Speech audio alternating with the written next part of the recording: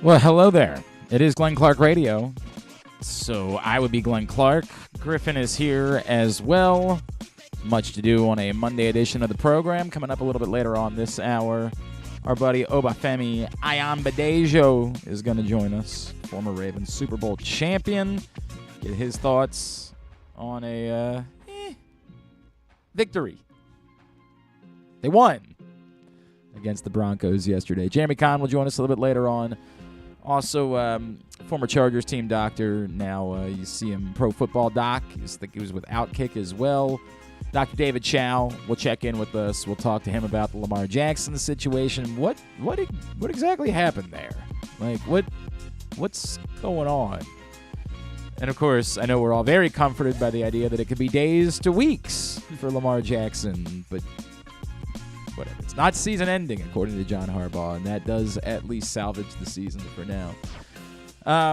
Today's show is brought to you by your local Toyota dealer and buyatoyota.com. The Toyota Tacoma comes in a range of models and trim lines, so you can choose the perfect Tacoma to reflect your unique personality and driving habits. Check out buyatoyota.com for deals on new Tacomas from your local Toyota dealer today. I yelled on the radio yesterday. I didn't need to yell. Had somebody who called in who said that John Harbaugh needed to be held accountable. And I said, they're 8-4, and then I just kind of lost my mind. Just kind of lost my mind from there. And I said it on Twitter. I don't need to yell. They could have had a reasonable conversation, and I was trying to have some reasonable conversations. There is a camp of people, and I know that Ken Zales has been chief among them. There's a camp of people that believe that they've figured it out and that John Harbaugh is the reason why the Ravens haven't won more Super Bowls.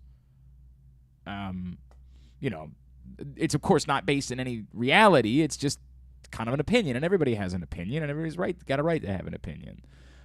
As you know, we don't do our shows based on wild speculation. Like, we try to base them on far more legitimate thought and reasonable opinion. That's the way that I do this, and that's the reason why it's not for some people. I mean, some people just really want to live in the world of this is my take, and that's my take, and that's sort of the end of it. It kind of doesn't matter what it's based on. Let me cut through it. One, it's absurd to be talking about firing a coach that's the coach of an 8-4 football team, no matter what any other circumstances are. It's absurd. Like, you honestly seek help. To the person that stood outside the stadium yesterday, and I'm not going to share the video because I don't want this person getting more attention. I don't like sharing it even to dunk on him. The person that stood outside the stadium yesterday to curse at Greg Roman, seek help. You are detached from reality. I am worried about you. I am worried about the harm that you could do yourself or someone else because of your detachment from reality. Seek help. This is not flip. This is very legitimate. If you don't understand why you shouldn't be doing that type of thing, I need you to seek help. Talk to someone. Whatever you need it to be, a priest, a shaman, a psychiatrist, a counselor. Seek help. Now, I get the actual feeling. I get where we are. And I'm writing about it at PressBoxOnline.com today. What happened yesterday with the Ravens, there's two perspectives. The first perspective is they probably should have lost that game. They figured out somehow, some way, a way to win it. And if they get Lamar Jackson back, which we think they will, that matters. It matters they won yesterday because it gives them a chance to keep things alive. The other perspective that comes from that is the way that this has gone on the whole for the 3 weeks coming out of the bye. That for the 2 weeks going into the bye, the Ravens look like a viable Super Bowl contender. The opponents weren't much to sneeze at, but they were road games against teams alive that had reason to compete, that are still both alive going into Monday Night Football tonight, because that division stinks. And the Ravens dominated. They imposed their will. They played the style of football that we assumed they wanted to play, which is why they brought Greg Roman back. The team that we've seen for the 3 weeks following the bye, while they've still won the time of possession battle in all 3 games, it's by significantly smaller margins. They went from winning by 16 minutes to winning by 4 or 5. They've won 2 of the games. Neither one of them were pretty. The third one they lost. The team that we've seen for the 3 weeks coming out of the bye does not look like a team that is a viable Super Bowl contender. And no, it's not all yesterday on the fact that Lamar Jackson got hurt. Yes, no doubt. Before he got hurt, they weren't doing anything offensively either. And more troublesome than anything in the context of what they've done is, as I keep discussing, they don't have multiple paths to victory. They have a very small margin for error. They have to run the ball. They have to run the ball well. And in the last 2 games, their running backs have run for 3 yards a clip.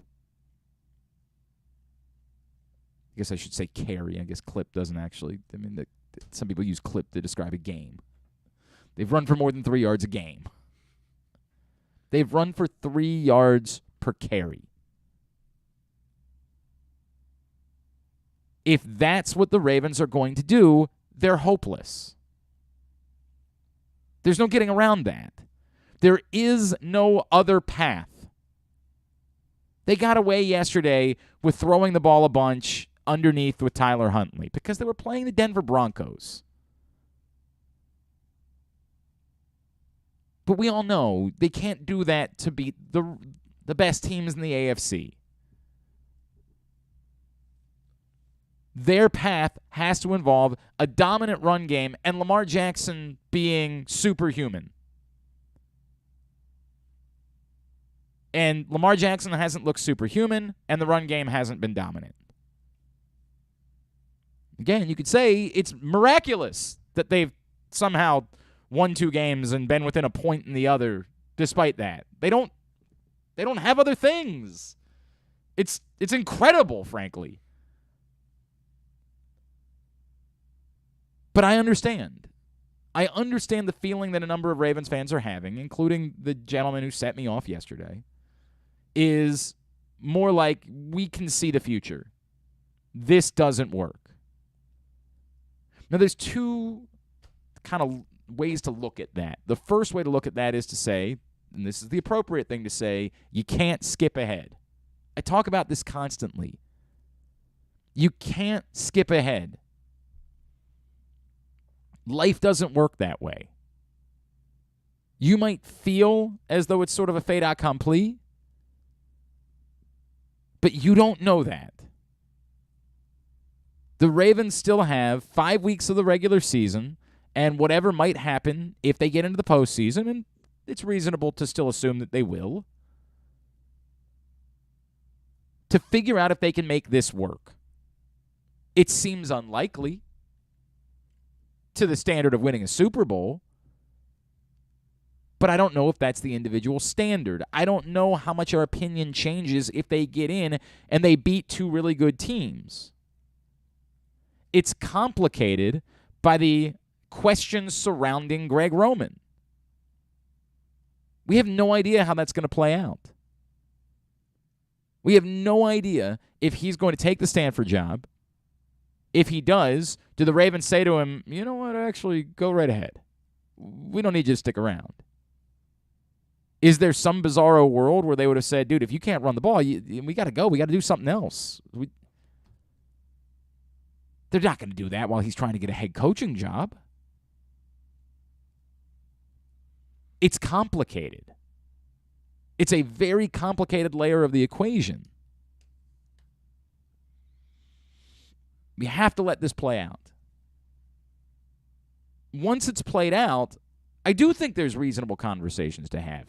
If the Ravens, make it in, lose their first playoff game again, something like that, we're going to have conversations. Suggesting that somehow this is all the fault of John Harbaugh is asinine. There's no way of getting around it. There's nothing you can say. You can regurgitate the they've won one playoff game in 8 years thing until you die. You can't make this the singular fault of John Harbaugh, that everything else has gone well, and if it weren't for John Harbaugh, the Ravens would have won more playoff games and more Super Bowls. You can't do that. It's just an easy number to throw out without context because it backs up your own narrative. You've decided that John Harbaugh is the problem for whatever reason. You don't like him, whatever it is. I don't know. But if you've decided that, then that number is very helpful for your narrative. So you just toss it out there. And I know because you guys love tossing it out there. This is helpful for what I want to believe the facts are. So I'm going to use it. I'm going to write today at PressBoxOnline.com. And it's interesting because someone and I were going back and forth about this morning on Twitter, and ultimately we're not terribly far apart. I mean, there's still the absurdity. I mean, I think it was Rob who was still trying to tell me about James Prochet. For F's sake. We have a sickness. I've talked about it. We have this Steve Smith sickness that reigns over us. Steve Smith thinks James Prochet is a good wide receiver. So it's the Ravens have screwed up by not using James Prochet. We have to do something. We have to somehow cleanse ourselves of this thing that Steve Smith holds over us because we stop using our brains. Someone shouted out the stat of Prochet. He has 55 receiving yards, 5 penalties, and now an interception on this season. Hell of a year. Yeah.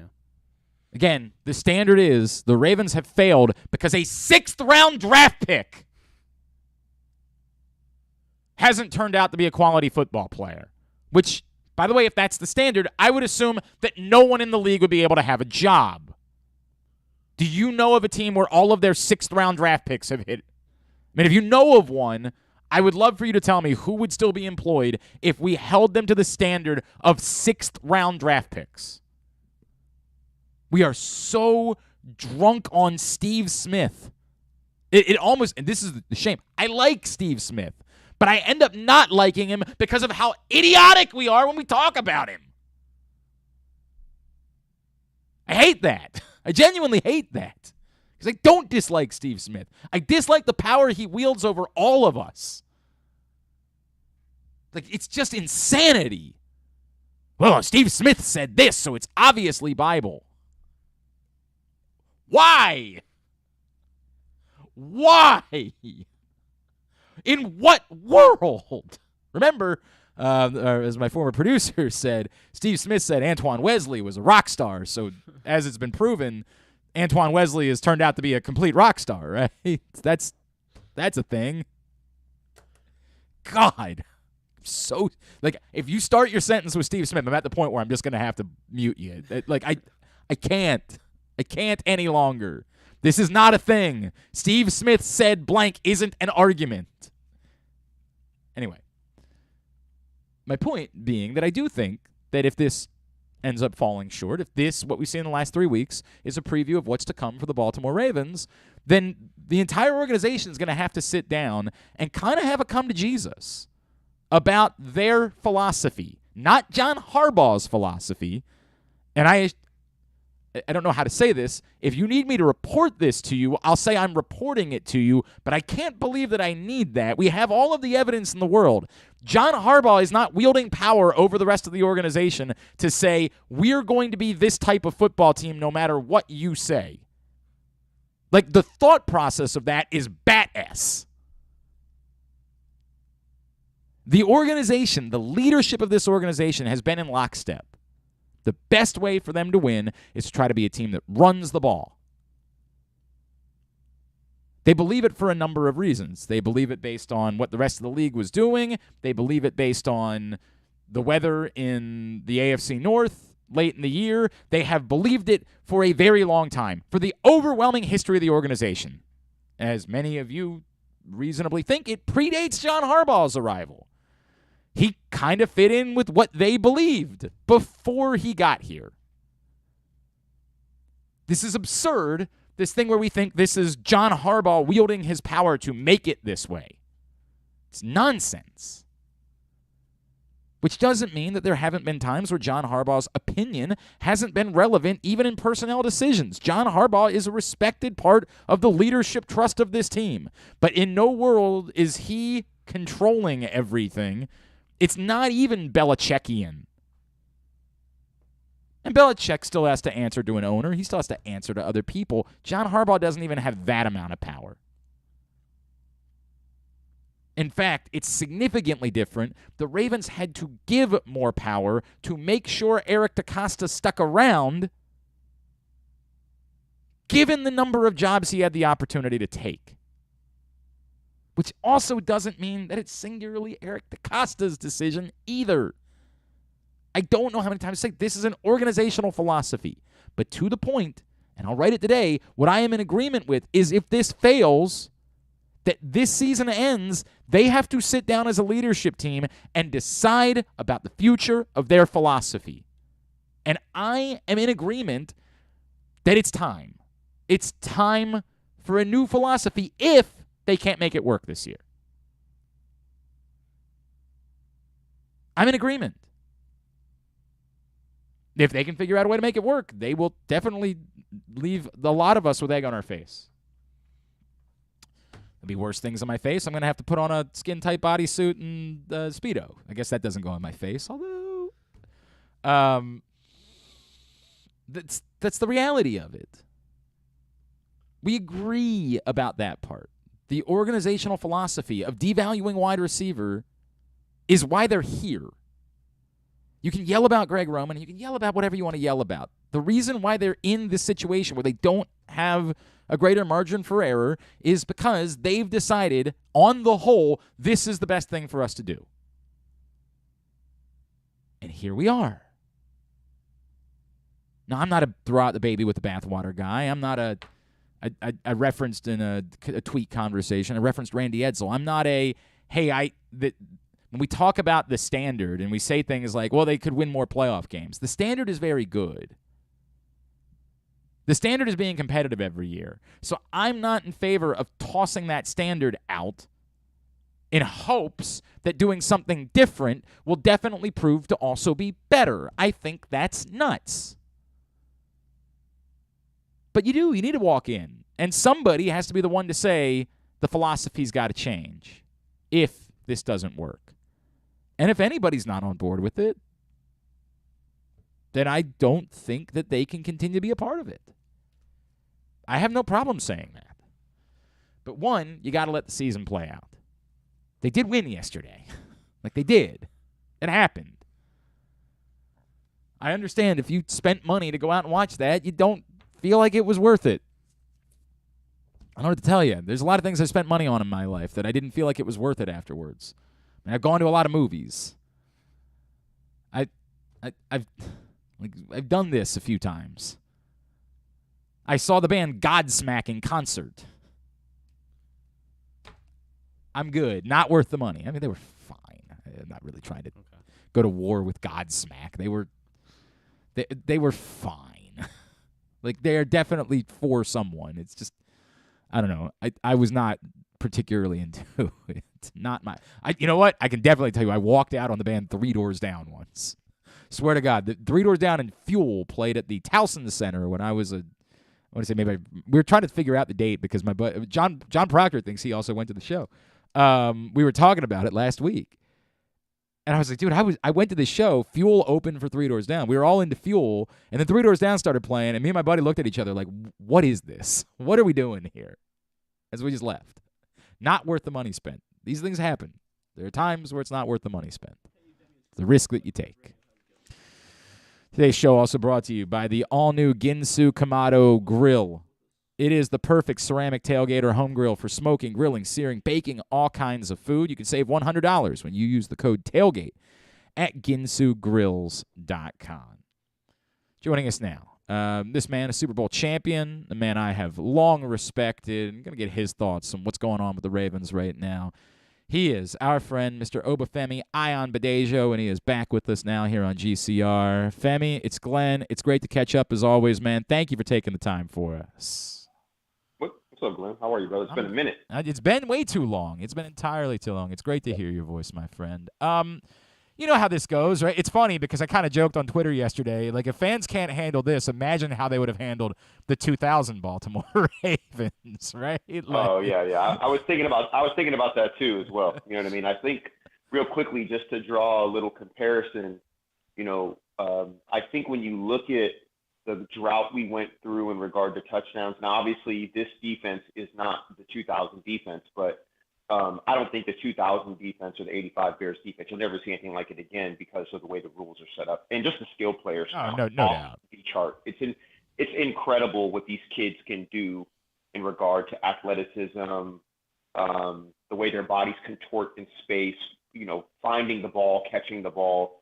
I mean, Jefferson, Chase, there's, Cooper Kupp. I mean, it's just, these guys are otherworldly. And I think Jefferson is the best receiver in the NFL right now. I mean, he's absurd. And when I watch, it's just amazing. And it kind of makes you envious a little bit because you have Lamar, right? You have some really good running backs that haven't been healthy. You had an O-line that's been pretty dominant, but not dominant the way they were in 2019 and 2020. They don't strike the fear into defenses that they did. And I think it's just because, you have a Hall of Famer in Marshall Yanda who retired. Obviously, Zeus's son, Brown is gone, right? You know what I mean? He's in Kansas City. I thought those guys were very dominant players. And Ronnie Stanley being... You got some good guys. Yeah, and Ronnie Stanley being hurt. Yeah, Ronnie said, I was going to get to that. Yeah, I was going to get to that too. Ronnie Stanley, and he was playing well before he got really well. His last injury. But I just think that there is a bully ball energy and psychological grip this team had over people, and I just don't think they have it anymore. And kind of low key, like if you really look at the psychological effects of the contract with Lamar and not getting that done, I don't know how to quantify the effect, but I can tell you it is not good. And it's not something that I think anybody can put a finger on. I just think it's this overhang, right? It's this thing that's kind of a boogeyman type vibe because you're going to get it done. Both sides want to get it done. But I think that when parties can't find a middle ground and agree to something, I do think there are psychological, almost unknown ramifications of that. I truly believe that. There's something, an uneasiness. And you've seen Lamar lash out a little bit during games, kicking the ball, the tweet situation. No one's going to tell me psychologically that this young man is not being affected somehow, and it's translating negatively on the field, in my opinion. I believe that 100%. I don't think it's intentional by anybody. I don't think it's intentional by the Ravens in the front office. I don't think it's intentional by Lamar. They just could not find an agreement. And I think that angst is somehow surfacing a little bit in kind of this disconnect between execution, focus, just focusing on what needs to happen on the football field. It is unfortunate, but we are human beings, and our lives happen simultaneously, mentally, emotionally, and physically. It's all intertwined. Anyone that thinks they can separate that is out of their mind. I'm a human performance expert. This is what I do for a living. I make it my business to study the psyche, the performance, and the mental health of people as how they interact in their personal lives and in business. And I'm telling you right now, I'm sensing something that is not noticeable by 99.9, but I feel it. And I think it's coming out in the way the offense is performing. I believe 100% had this contract situation been dealt with, Lamar would be 100% free. I think he would just play like he played when he was drafted and came in for a hurt Joe Flacco, and the way he played as an MVP, and the way he played and came back after he had COVID and basically, willed the Ravens to a win, an improbable win against the Cleveland Browns in Cleveland a couple years ago. Everybody remembers that. Mm-hmm. So I just feel like there's some angst that's this overhang that's bigger than just what's happening on Sunday with the offense. I think the offensive issues are a reflection of that kind of bigger issue. Now, can they work through it? Absolutely. Okay. Are they good enough to do it? Absolutely. You know what I mean? I think they can get through it. I do believe that. I think they're still set up to win the division. They're still set up to make a big, deep playoff run. But I do think that all the parties involved, I think they need to make sure they're having solid, honest, open communication. I don't know if they are at this point in regard to the contract. Femi, there's a lot there. Let me follow up on what you said last, because I think it'd be insane to suggest there's nothing going on there. I think a lot of us have kind of wondered. At times, it looked like there were moments where Lamar should be taking off and running, and he's kind of seemed reluctant to do that a little bit this year. And I think a lot of us have wondered if that might be related to the contract. But what you just brought up, in can they still do this? I feel like that's the question that I keep coming back to, because the last couple of weeks, the biggest problem is the Ravens don't have other paths. They have to run the ball. They've got to play bully ball. They just don't have, to your point, the Justin Jefferson, who should be an MVP candidate, the Jamar Chases of the world. They've got what they've got. If they get Lamar back in a couple of weeks, if they get Ronnie Stanley back, if Gus Edwards can get back to more of his form, if J.K. Dobbins comes back, can they still find that bully ball thing? The running backs have been running for 3 yards per carry the last 2 weeks. It's been gross, right? Like, it has not worked. Can they still find that bully ball thing before this season is over? Yeah, I think they can. You know, I think this whole idea of momentum, it's hard. You can get it quickly and you can lose it quickly, right? And I think that the way they won that game, think about this. In all the previous games, they've had a 2-possession lead, right? In every single game this season. Yesterday was the first game they never had a lead until the very end of the game. I think that's something to build on. You know, this kind of reminds me of that little lull we went through. We lost I think we lost 3 games in a row, didn't score a touchdown for 4 weeks, and we ended up winning the Super Bowl. The 2012 team, right, kind of limped in. I feel like they were in position to win the division, then they lost some games, and then they won some games, and they got hot, you know, go to Denver. Probably, in my opinion, one of the best football games I've ever seen, that double overtime win in Denver, that playoff game. No question. I think it was 38-35 or 35-32, something like that, right? I think 38-35 maybe was the score. Yeah, I think that's right. And so, you know, and I think that what's cool about the Ravens that I think is really unique is that they're built on an amazing foundation. The scaffolding from Steve Bisciotti down to Eric and Ozzie and Coach Harbaugh, like those guys are rock solid. I mean, you know, decade and a half plus with some of these guys, 2 decades with some of these guys. They kind of know what to do. And you're dealing with human beings and you're dealing with adults, right? And it's really hard to corral everybody sometimes, especially when you're trying to balance, you know, the team goals with your personal aspirations and your occupation. Like, this is still a job. Yes, we are entertainers, but this is our job. We're not high school or college athletes. Like, we must perform to keep our jobs, and we must win if we're all going to stay together. Or is it going to fracture like the NFL usually does, 20 to 25% turnover each team year on year, right? And a lot of that turnover are with teams that aren't very good. You know, the teams that are good usually try to keep their nucleus in their core. And the Ravens have done a pretty good job of that. I think all the pieces they need to win the division, and you know what, like, win the division, whatever. It's about getting in the tournament. Yes, you absolutely want to win the division and have a home playoff game. I'm not conceding that. Right. But what I'm saying is that I was on a team that went in as a wild card. You know, I believe my brother's team, the 2012 team, I believe they also went in as a wild card. They won the division, but they had to play the first weekend. Oh, they didn't win the division? Okay. Yeah, they didn't get a bye, okay. but they did win the division. Okay. Yes. But then they went on the road to Denver, Absolutely. And then they went on the road to New England, right? Right. Okay. Yeah. And we had a home game against Denver, and then we went on the road to Tennessee, and then we went on the road to Oakland, and then obviously the Super Bowl, right? Yep. So this organization is road and battle playoff tested. Like, we know what it takes. We're grimy, we're gritty that way. I'm just hoping that first of all, I know exactly what happened to Lamar in regard to his knee. I had a very similar injury happen to me, but it was on turf in Seattle. Really? Right on my kneecap. Yeah, I was able to come back and play the next week, but it bothered me for the rest of the season. Eventually, I had to get a knee scope. Now, I'm not saying that I know that that's his injury. The good thing is it happened to him on grass, and the velocity of that hit that he took was definitely not with the velocity that I took from a linebacker running in open space in the middle of the field. You know what I mean? So I'm just trying to triangulate what I anticipate the prognosis is going to be. And I believe he'll miss a week, 2 weeks maximum. He could be back out there this week. And I'm not a doctor, obviously, but I have had this exact injury.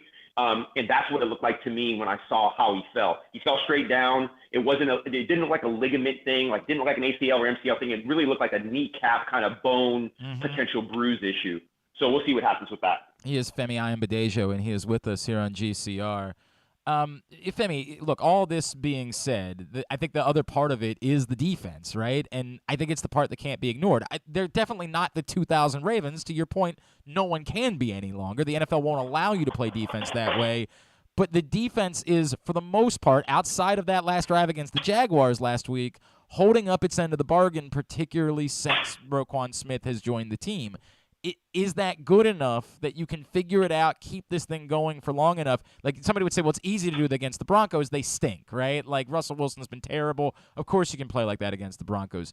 Is this defense playing at a level that you think it can travel and translate to playing the Joe Burrows, the Josh Allens, the Patrick Mahomes of the world in January? Absolutely. And I'll tell you right now who the difference maker is, because when he's not on the field, it's obvious. It's Kyle Williams. You know what I mean? Kyle Hamilton. Yeah, sorry. Yeah, Kyle Hamilton. I'm sorry. Sorry. Yeah. Sorry. All Kyle good. Hamilton, All good. Yep. Kyle Hamilton. I don't know why I'm thinking of Williams. I'm not sure what Williams I'm thinking about, but Kyle Hamilton to me, this kid has really found his stride and his confidence. And from blitzing off the edge to playing, nickel, dime, safety, lining up in the box as a linebacker, covering receivers, covering tight ends.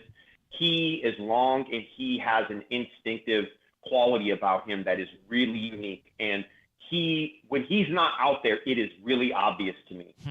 He did not play against Jacksonville, right? Yep. And so, it was obvious he wasn't out there, because I think on third down, his skill set really lends itself to getting off the field. And so I do think that in the modern era, like in this 2022 type of environment that we're in, this defense has the ability to definitely carry the offense to a certain degree. But the days of just having a number one defense and an offense that plays ball security and runs the ball, you're not going to win that way nowadays. I do think that the Ravens offense, I do think they need to get back to really dominating ball control and really, really committing to the run. I felt like at times yesterday they got away from that. And if Denver had a weakness, it was their run defense, right? And also too, like the trick play, I'm sure in practice when they ran that, they said, look, if there's any doubt about the receiver being open downfield, get rid of you it. should tuck it and run. Yep. You know what I mean? No, well, tuck it and Oh, run. okay. Just tuck it and run. Don't even get rid of it. Don't even risk it. Yeah. So Shea just tucks it and runs, right? They're already, or throw it away. You know what I mean? You're already in field goal range at that point, close to field goal range. And I think that the other interception, obviously by Huntley, he's got a little greedy. He's got to throw that ball away. But guess what? He learned from that mistake. And then later when he found Kenyon Drake, he faked that little pump, held it, and then Kenyon broke open because the linebacker got too flat, and it was perfect. It was like watching Snoop do what he did. Because in the past last year when Lamar got hurt, he came in, he would kind of throw those inopportune interceptions. And I had a feeling, I'm like, man, he's a little rusty. I wonder if he's going to throw a pick. He did throw the pick, but he made up for it later. And I just love how hard he played as well. So I know you didn't ask me about Snoop necessarily, but I loved his decision-making as the game went on. But the Ravens the offense put themselves in a bad position, in my opinion, by getting away from the run, not sticking with it consistently. And then obviously those two turnovers gave Denver a chance to get a lead. But kudos to the defense, right? They did not give up a touchdown. And technically 3 of those 9 points was off the turnover. Yep. You know what I mean? So they played as good as you can play. And their third down defense is number 2 in the NFL. They are great at getting off the field. I think that if I'm nitpicking on 3rd and 12 or 3rd and 17, you can't give up a first down. Like not against Kansas City, not against Cincinnati. They're going to make you pay. So all I'm thinking about right now is who are the Ravens going to align with in the playoffs? It's going to be Miami, Cincinnati, Buffalo, Tennessee. You can't play the way you played yesterday on offense and think you're going to beat any of those teams. You're not going to. You know what I mean? I agree. So there's no number one receiver. Demarcus Robinson can get some things done. Likely's getting some things done. Andrews is getting some things done. You know who the X factor is going to be? It's going to be J.K. Dobbins. He has a gear and an escapability and a make you miss ability that nobody else on the offense has. That's Only fair. him and Lamar have it. Sure. You know what I mean? Yep. But if Lamar is not able to do Lamar-type things, J.K. is going to be the one that has to do it. And when he came back, we saw flashes of it. Now, Gus needs to do Gus-type stuff on short yardage, running the ball hard. And I'm wondering if there was a little bit of an overhang from that fumble, because that fumble really had a big part in the loss last week. I mean, there was a lot of things that led to the loss, but that fumble was one of the things that kind of got them on that trajectory to them losing to Jacksonville. You can't turn the ball over, and you've got to run the football and then make big plays with play action down the field. I think Deshaun Jackson, I think he's showing you he's got some legs underneath him. So you have what you have at this point. Odell's not coming to Baltimore, in my opinion. And if he did, I don't even know what that looks like. But hopefully Lamar can be healthy. But I trust Snoop. I trust Tyler Huntley to carry them for a couple weeks. Like I said, I bet you he misses 2 games maximum and maybe no games. So let me ask about that, Femi. A lot of people will look and say, well, boy, the offense looks a lot different when Tyler Huntley runs it. And I think that the obvious thing is, well, they're not going downfield, right? Like they're keeping everything in front of him. They're saying, hey, let's make short, crisp passes. That's what we believe your strength is.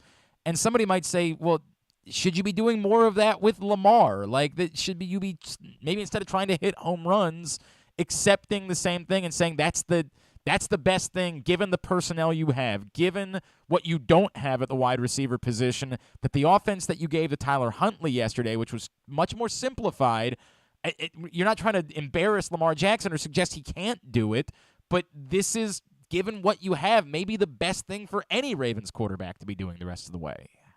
Well, I think what ended up happening was they saw Lamar got knocked out of the game, and they knew they couldn't afford to have Tyler get knocked out of the game because then Mark Andrews is going to be playing. That's true. You don't want yeah, that, that's right? true. Your best receiver is – so they purposely changed protections, and they purposely went to a quick passing game, and they only ran Tyler when they had to. And when they ran him, they had to run him. I mean, it was QB power, it was zone read, and it was perfectly executed. I give Tyler a lot of credit.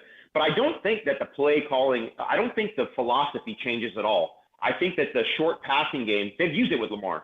Go back to a couple weeks ago. DeMarcus Robinson caught 10 or 11 passes? Yeah, that's true. For 110 yards. Yeah, that's true. So we can't forget that the Ravens absolutely will take what's in front of them. Lamar has no problem distributing in the short passing game. But I do think Lamar, if you look at the way Lamar's ball comes out of his hand, he has a lot more of a stronger arm than Tyler does. Now, I think Tyler has great touch. I think Tyler's a starting quarterback in the NFL. But the top-end speed, gear, he doesn't have what Lamar has. The arm strength doesn't quite have what Lamar has. Lamar's size now doesn't – he's just kind of a notch below. But you know what he does have that Lamar has? That competitive energy. Tyler Huntley is a dog. He is a competitor. And I think him and Lamar are very similar when it comes down to competing. And I think Tyler's out there playing free.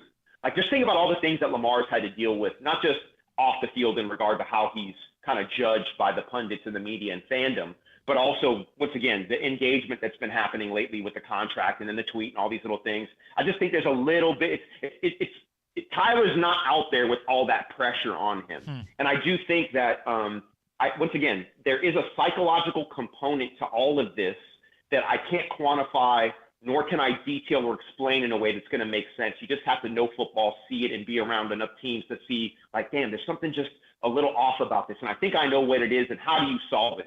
And really what it comes down to is kind of trust, right? And I do think that trust is there, but we're still humans. It's impossible to think that our worst fears don't creep into the back of our mind once in a while. What if I get hurt? What if Lamar gets hurt? What if they don't offer me what I'm worth? What if we don't offer him what he thinks he's worth? This is the kind of back and forth that I know. I don't know, but I'm guessing that they're having these independent discussions of Lamar's camp and him, and then the Ravens internally about how do we solve this to make sure we don't have this same problem next year? Because I think it's going to be incumbent on the Ravens to make sure that when this offseason comes, I'm hoping offseason comes in the middle of February. But I can walk and chew gum, right? I can talk about these multiple things at the same time. I'm just hoping that whatever the outcome is for this season, that they don't let some of this off the field contractual stuff then bleed. The worst thing you can do is franchise tag him, in my opinion. Give this man his money. And now that we don't know what the end of the season looks like, because obviously I think Lamar's performance and how the Ravens finish is going to have an effect on that final deal. And look at what Joe Flacco did. Joe happened to win a Super Bowl, right, and he had the same issues that Lamar did. But Joe's just a different dude. You know, Joe Flacco's just a completely different guy. Yeah. I want Lamar to be who he is because his vibe and his energy has permeated this city and has really inspired kids all across this country. So I don't want Lamar to change, but I'm acknowledging that there is some nuance to how these contracts and the psychology of these things bleed onto the field, in my personal and professional opinion. This is awesome, man. All right, I need the rundown. What's going on with you? I know you're involved. Not only, you've been doing Health Reel, but, the projects that you are involved with I know are numerous. So give me the rundown on everything that I can plug for you, my man. Yeah, you know what I'm going to do? I'm going to send you an email, and if you don't mind sharing it with, I don't know how many, if you have an email list or your social media, Yep. We're doing a special engagement for Health Reel. It's a data gathering exercise, and it was requested by a potential partner, and I'm just basically trying to lay out the case for what we do and the uniqueness of our approach at Health Reel in regard to exercise and fitness. So I'll share that with you. Maybe you can just share it kind of with with people that are fans of the show. And then secondarily, obviously with the rise of legal sportsbook gaming and mobile gaming, I formed a company with some peers of mine and a professor of mine from Hopkins that's focused on analytics and NFL prediction using, machine learning and trying to find opportunities. I could use this help. Betting. So we're working on that right now. I could use some help in that department, Femi. It's not. It is. Yeah. It was a rough week. Yeah. Well, hey, I had a great week actually. Oh, good. Good. I'm still using house money. I'm still using that free money that I got from MGM, BetMGM, and DraftKings. Yeah. So it's been pretty good. Yeah. You got to use your head on these things, right? You can't go with your heart. You know what I mean? That is an issue for me. I'm not gonna lie. That is a problem for me, my man. At Obafemi30 on Twitter is how you follow him. We will make sure we share that out, brother. Absolutely. And we will, of course, be in touch. Happy holidays to you, my friend. We will talk again real soon. Thank you for taking the time for us this morning, dude. Thank you. Femi Ayanbadejo with us here on GCR. A lot of interesting stuff in there. I mean, really, like all over the place and reasonable, thought out, not over dramatic. I think everything that he said in there was fair. Still believes the Ravens have time to try to figure this out and that J.K. Dobbins would play a big role if they could. And as I keep saying, I get why we feel the way that we feel today. But this is how sports work. You have to allow it some time to figure out the way that it's going to go. You have to let it play out. All right. Hey, we're just talking about sports betting there. And, of course, all of the best offers for sports betting can be found right now at PressBoxOnline.com/offers, including $200 in free bets from DraftKings after placing your first $5 bet, or $1,000 in risk-free bets from BetMGM. Time is limited to get these best offers in all of the sports books, so go to PressBoxOnline.com/offers and sign up today. I don't think we need to bother with recapping picks, so we'll get right into pats on the ass when we come back in. I don't think we need to worry at all about... it was a little significant. No, I don't think we need to worry about that too much. Bet. So let's just go... It's Glenn Clark Radio. Join the Maryland Jockey Club at Laurel Park for Christmastide Stakes Day on Monday, December 26th. An exciting day of live horse racing awaits you with a whopping 6 stakes races worth $600,000 in prize money. Plus, enjoy a specially curated stakes buffet, a delicious hot chocolate bar, and hot cider cocktails. It may be cold, but Laurel Park has plenty of horse racing excitement, food, and beverages to keep you warm. Don't miss Christmastide Stakes Day at Laurel Park. Visit laurelpark.com for more info. Come experience Maryland's #1 sportsbook this NFL season at the FanDuel Sportsbook at Live Casino and Hotel, the ultimate place for any sports enthusiast. Take advantage of our 24/7 kiosks, massive video screens, and watch all the action from the best seat in the house. With more money paid out than anyone around, make every moment more at the new FanDuel Sportsbook at Live Casino and Hotel in Hanover, Maryland. Please play responsibly. Gambling problem? Please call 1-800-GAMBLER or visit mdgamblinghelp.org.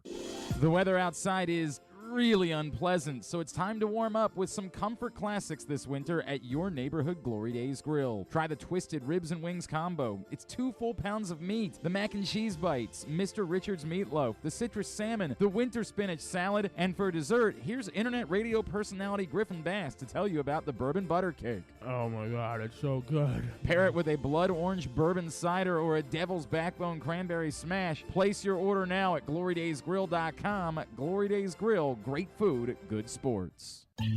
That first sip, that first bite, Start your day off right with a delicious breakfast at Royal Farms. Choose from a fantastic selection of fresh Royal Farms breakfast sandwiches and top it off with a rich hot cup of the freshest coffee in the world. At Royal Farms, breakfast is available day and night. It's the freshest breakfast in the world. Real fresh, real fast. Royal Farms. Stan the Fan here, welcoming back one of my favorite sponsors, the Costas Inn. And everybody around Baltimore knows the Costas Inn is a great place to go and grab crabs, steaks, salads, soups, whatever's on your mind to eat in person. But did you know that the Costas Inn has upped their game? They are now one of the premier takeout places in Baltimore. Give them a call now to order your food, 410-477-1975. That's the Costas Inn, over 4100 North Point Boulevard. Looking for a simple holiday meal? Try Chick-fil-A catering. From Chick-fil-A nuggets to mac and cheese, enjoy a variety of tray options sized perfectly for your get-together. Order through the Chick-fil-A app and bring smiles to your family gathering. Availability and order requirements vary. See restaurant for details. Tune in to Simply the Bets every Tuesday and Weekend at Bookies every other Thursday at 11:40 a.m. And if you really have nothing better to do, keep listening to this show, too. Yeah, do that. That's a good idea. Do that. Keep listening to this show. Even if you have other better things to do, listen to this show instead. I'd appreciate that a great deal. Hey, gambling can be fun, but you should set a limit and stay within it, particularly if your name is Glenn Clark. And remember that if you or a loved one has a gambling problem, call 1-800-GAMBLER 24/7 or go to helpmygamblingproblem.org for free confidential services. Yeah, all right. We can recap picks if we have to. All right. Very bad week. Very bad week. You know what's really – so I'm going to skip ahead to the part. I went 1-8 this week in picks. 1-8. By the way, nearly wasn't even the worst week of the year because or week of the worst week of the week. How do I say that? Worst week of the all year? Of us? Oh, No, worst week of this week. Paul Valley went 2-7. The only game we had differently was the Miami-San Francisco game where his lone wolf paid off. Moral of the story being, yes, we had a side bet, and that sucks. The crazy part is I went 1-8, and somehow I'm only a game back of the top of the table. Like, it's bad. It's really bad. But what in the world is going on with us on the whole that I could have a 1-8 week and I'm only a game back of the top of the table? Not great. All right, let's get into it. Picks recap. It was a good week to be a lone wolf. 3-0 lone wolves this week. Wow. I was one of those. Yes, you were. Utah USC in the Pac-12 championship game. It ends up being lopsided as Utah just utterly pulls away in the second half. They win the Pac-12. USC gets left out of the college football playoff. I watched a good bit of this game. Nothing in there to me suggested that Caleb Williams lost the Heisman. The question was going to be, to Aaron Oster's point, was the door left open for Max Duggan to go in and win it, and he didn't do that either on Saturday. So I do think that Caleb Williams will still end up being the Heisman Trophy winner despite this. And this wasn't on him. Their defense was atrocious on Friday. Like they were hopeless as that game went on. So I still think Caleb Williams will end up winning the Heisman, but that was a lone wolf pick for Andrew Stetka, who went 5-4 and is still 8 games back. I mean, it's just a mess. Sure. Most of you were on Kansas State, and rightfully so. Knew it.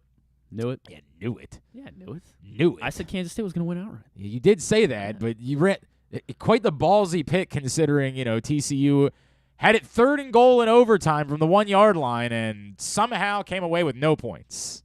I knew it was going to happen. Yes, you totally knew it was going to happen. A lot of second guessing. Obviously, the good news for them is they don't have to second guess it too much. They still got into the college football playoff. It's just not the end of the world. I guess the bummer for them is that they're not likely to win the national championship. So, is it a bigger deal to have played in the college football playoff, or is it a bigger deal to have been conference champions? I don't know the answer to that question. Like in the moment, the answer's obvious. In the moment, it's you got to get into the playoff because that's how you have a chance. But none of us really think TCU has a chance of winning the national title. And so in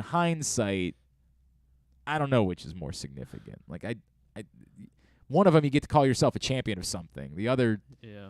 I don't know. It's a weird. Yeah. It's a really weird spot. I don't know what the answer to that is. Myself, Paul Valley, and Ken Zales were on TCU. Boy, I was off by 1.5 on this one. 1.5. I was right by a point and a half. You were right by 1.5. Myself, again, Paul Valley, it was a common theme, and Andrew Stetka were all on LSU to cover the 18.5 points against Georgia. While the game was never much of a threat, it kind of went exactly the way that I thought it would go, which is despite LSU not really being in it, they had a chance to cover. They came up short by 1.5 as Georgia wins the SEC. They're the number 1 seed. By the way, what is with the gutless way in which the committee avoided Ohio State, Michigan? Like, I get the argument that, like, you were trying to say, well, one of them at least played in their conference championship and the other one didn't, but is there any world in which anyone actually thinks TCU is better than Ohio State?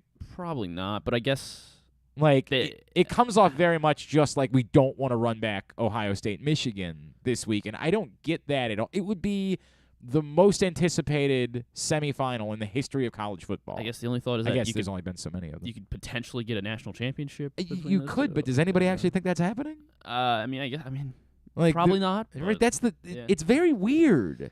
It honest to God seems like Michigan got a reward for being number 2. Like I think Georgia was going to be win no matter who they played, and I think Georgia will beat Ohio State. But if I'm Georgia, I absolutely would rather play TCU than Ohio State. Like it's very weird to me. Very weird decision. Anyway, Georgia wins. Everybody else got that covered. The only one I got all week, as it turns out, everybody got. I had forgotten that everybody was on Minnesota, so I was for a moment happy. I was like, "Oh, good, I got." Then I looked. I'm like, "Oh, right." Everybody was on Minnesota.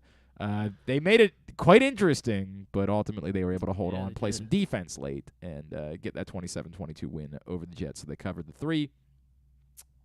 A tie. Fun game. Was it? Did you see the over-under was 40.5? Was it somebody? really? Yeah, That's somebody had a pretty funny. parlay that was the last leg, and They're like, the They're game went to watching- overtime. they're watching they're overtime. like, Oh, we we're got good. this. Yeah, we're good. Washington and New York finish in a 20-20 tie. So because of that, New York as 2.5-point home dogs covers. I went with the old reverse lock scenario there, and didn't Washington at one point in overtime have the ball on New York's side of the field? I think they both did. I obviously wasn't able to watch because yeah. I had to do radio yesterday, but like I could have sworn that I looked up at one point and I saw that Washington had the ball on New York's side of the field in overtime. I'm pretty well, sure we they know that both New York did but- because they missed the field goal at Right. the end. Like we know that they did at the end of the game, but I don't know what was going on there. Moral of the story is I indeed missed that one as well, as did Paul Valley and John Proctor. Now those are misses that I can be frustrated about. Like the Utah USC one, that's a big miss. But the next 3 misses were all very close misses. This one was not. This was just bad. Yeah. The Eagles proving that they are very much legitimate. Like I talked a couple weeks ago when they were going through losing to Washington and barely beating the Colts, I was like, I'm kind of moving them out of the sure thing category. Well, this to me moves them back into the sure thing category as they pasted the Titans 35-10. John Proctor, Kyle Ottenheimer, Ken Zales all got that pick. I should have known the A.J. Brown revenge game. Yeah, Lone Wolf. Paul Valley on San Francisco. And he needed it. Paid off big time, yes. Well, he wasn't in our bet, that's so right. it Yeah, wouldn't he have wasn't. mattered. It wouldn't have mattered anyway. But yeah, I guess it could have been worse.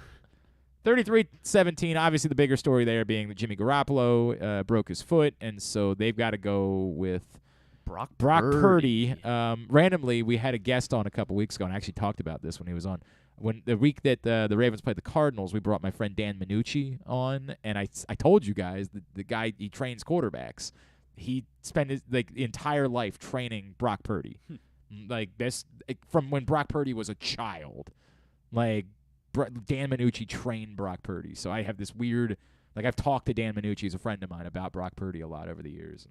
And, it was kind of cool to see that. Not cool for me because I lost, but I don't know. I mean, he looked good yesterday. Do I really believe that can hold up for the rest of the season? That they can continue to be? Well, San Francisco's defense. I mean, I get their defense is good, but I don't know. I don't know. Anyway, the moral of the story being that he's got weapons around him, so he does have weapons. There is no question. He's in a better situation than a Baltimore quarterback is in. There is no debate about that. They also they brought back Josh Johnson, who's still in the league. Ravens legend, Josh Johnson. He's definitely going to come in and throw for 300 yards. Probably sometime in late December. It's not a new team for him because he had been with San Francisco before. I mean, it's very difficult for him to have a new team. He's on almost half the league at this point. But they did sign Josh Johnson. Griffin was a lone wolf on Cincinnati. Yeah, and when they were... I can't feel too good about this, though. No. Cincinnati's coming. No, well, you can't feel good about that, but also, like, it required kind of a crazy scenario of Travis Kelce fumbling when Kansas City had all the momentum. Kansas City was up in the second half, and they were moving the ball again, and everything went to hell when Travis Kelce fumbled. And then let's combine that with, you know, it was interesting. It was interesting to criticize. It would be easy to criticize on the Broncos' first drive yesterday. They ran the ball on 3rd and 5. But Trent Green brought up, like, when you're on that edge of field goal range, don't want to give it up. It's a tough thing. And Kansas City, of course, because they have Patrick Mahomes, they would say, well, we've got a little bit more faith that we're not going to give up yardage there. But that ended up being massive at that point in the game. It ended up being game-changing when they were down by 3, and on 3rd down, they decided they were going to try to throw for it and pick it up, instead of just taking some yards and protecting the field goal. Instead, you don't see Patrick Mahomes get sacked very often, and it required, a shoestring tackle in order to get him down there. But it was a huge difference because then Harrison Butker had to try a 54-yarder or something like that, misses it, and then Cincinnati gets the opportunity to run out the clock. Kind of a game-changing type of decision there instead of protecting 3 points. And I get it. I'm not telling – I would make the same decision if I were the Chiefs. I've got Patrick Mahomes. Like, I don't think there's much risk here, but ends up being a huge game changer in that moment. So Griffin gets that one. And then Denver-Baltimore obviously did not go the way that we had hoped. No. And you even tried to kind of hedge yourself by getting intern Brady in on the picks that way because you thought you would beat him. I'm guessing. No, I was just trying to let him be involved. Okay. That's well, all. How did he go? He went 3-6. His best 3-6 in the history of football, babe. Best 3-6 ever for old Brady Powers. So he is. And he would have had you at the tiebreaker as well. He's out. He had the lowest point total. Smart. Yeah. So, for the week, a bunch of 5-4s. We never have anyone do anything better than 5-4 any longer. Bunch of 5-4s. Griffin, John Proctor, Kyle Ottenheimer, and Andrew Stecca. And it's probably the best 5-4 in John Proctor's life because he's now in first place. He is a game at 58-62. A commanding performance this season. God, this is sad. 58-62. He is one game clear of myself and Kyle Ottenheimer. KZ, Paul, and Griffin are all 2 games back. So 2 games separates first and 6th place right now in our picks contest. And then, of course, Andrew Stecca is also competing. So he's got that going for him. He's closer to the top of the table than he was last week. He's just not really any closer to where he needs to. The Vice Worm, which, again, is now a bunch of people because everybody is bunched up. So what is it you have to do? You'll be coming in. I will be doing a show. I have ordered the Speedo. I got to find the bodysuit still. I will be doing a full show, and I have to do a hot take segment as well because I also lost both of my bets. And I lost the I said I would do it if the Ravens score first, went outright, didn't hit again, and, of course, the Broncos scored first yesterday. So it's back-to-back weeks of the Ravens score first, went outright, not hitting, and so I'm going to have to abandon it. I'm still hot. Oh, look at you. Look at you.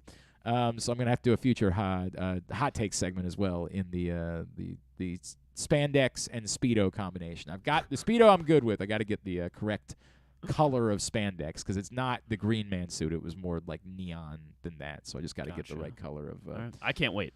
I cannot wait. I'm sure you can. I'm sure you can. I guess you could. You're gonna be. I know you can talk through those things because I've worn one before. But I don't remember it being pleasant. I remember needing air a couple of times as I was doing it. It was not a fun. Maybe you can just day. Can you cut a slit and around your mouth maybe with that? What's that? Can you cut a slit around your mouth to talk through it? I think that's what we had to do when we did it. I feel like Kyle and I did something with it. Someone might have to remind me. I feel like Kyle and I had a bodysuit related bet, and so I had to do it for that. I believe that's exactly what we had to do. We'll have to go to the archives and figure out what. Been doing this show for longer. It's been 8 years. It's crazy. Proctor says request to change last place from the Worm to Stetka Island. It's not. I described my performance this weekend as Stetkin. Hey, I could hear John Sterling going, it was a Stetkian. It was exactly right. It was Stantonian. Yes, it was a Stetkian blast. Yeah, it was rough. All right, but we'll see how it goes. Picks. That's our picks recap. But guess we have to take a break here. Yeah. We'll do. Get me your pats on the ass. I know it was a tough week, but get me your pats on the ass at Glenn Clark Radio, and we will share them before the end of today's show. Hour number 1 is in the books. It was also brought to you by your Baltimore area Chick-fil-A restaurants. If you are looking for a simple holiday meal, try Chick-fil-A catering. From Chick-fil-A nuggets to mac and cheese, enjoy a variety of tray options sized perfectly for your get-together. Order through the Chick-fil-A app and bring smiles to your family gathering. Availability and order requirements vary. See restaurant for details.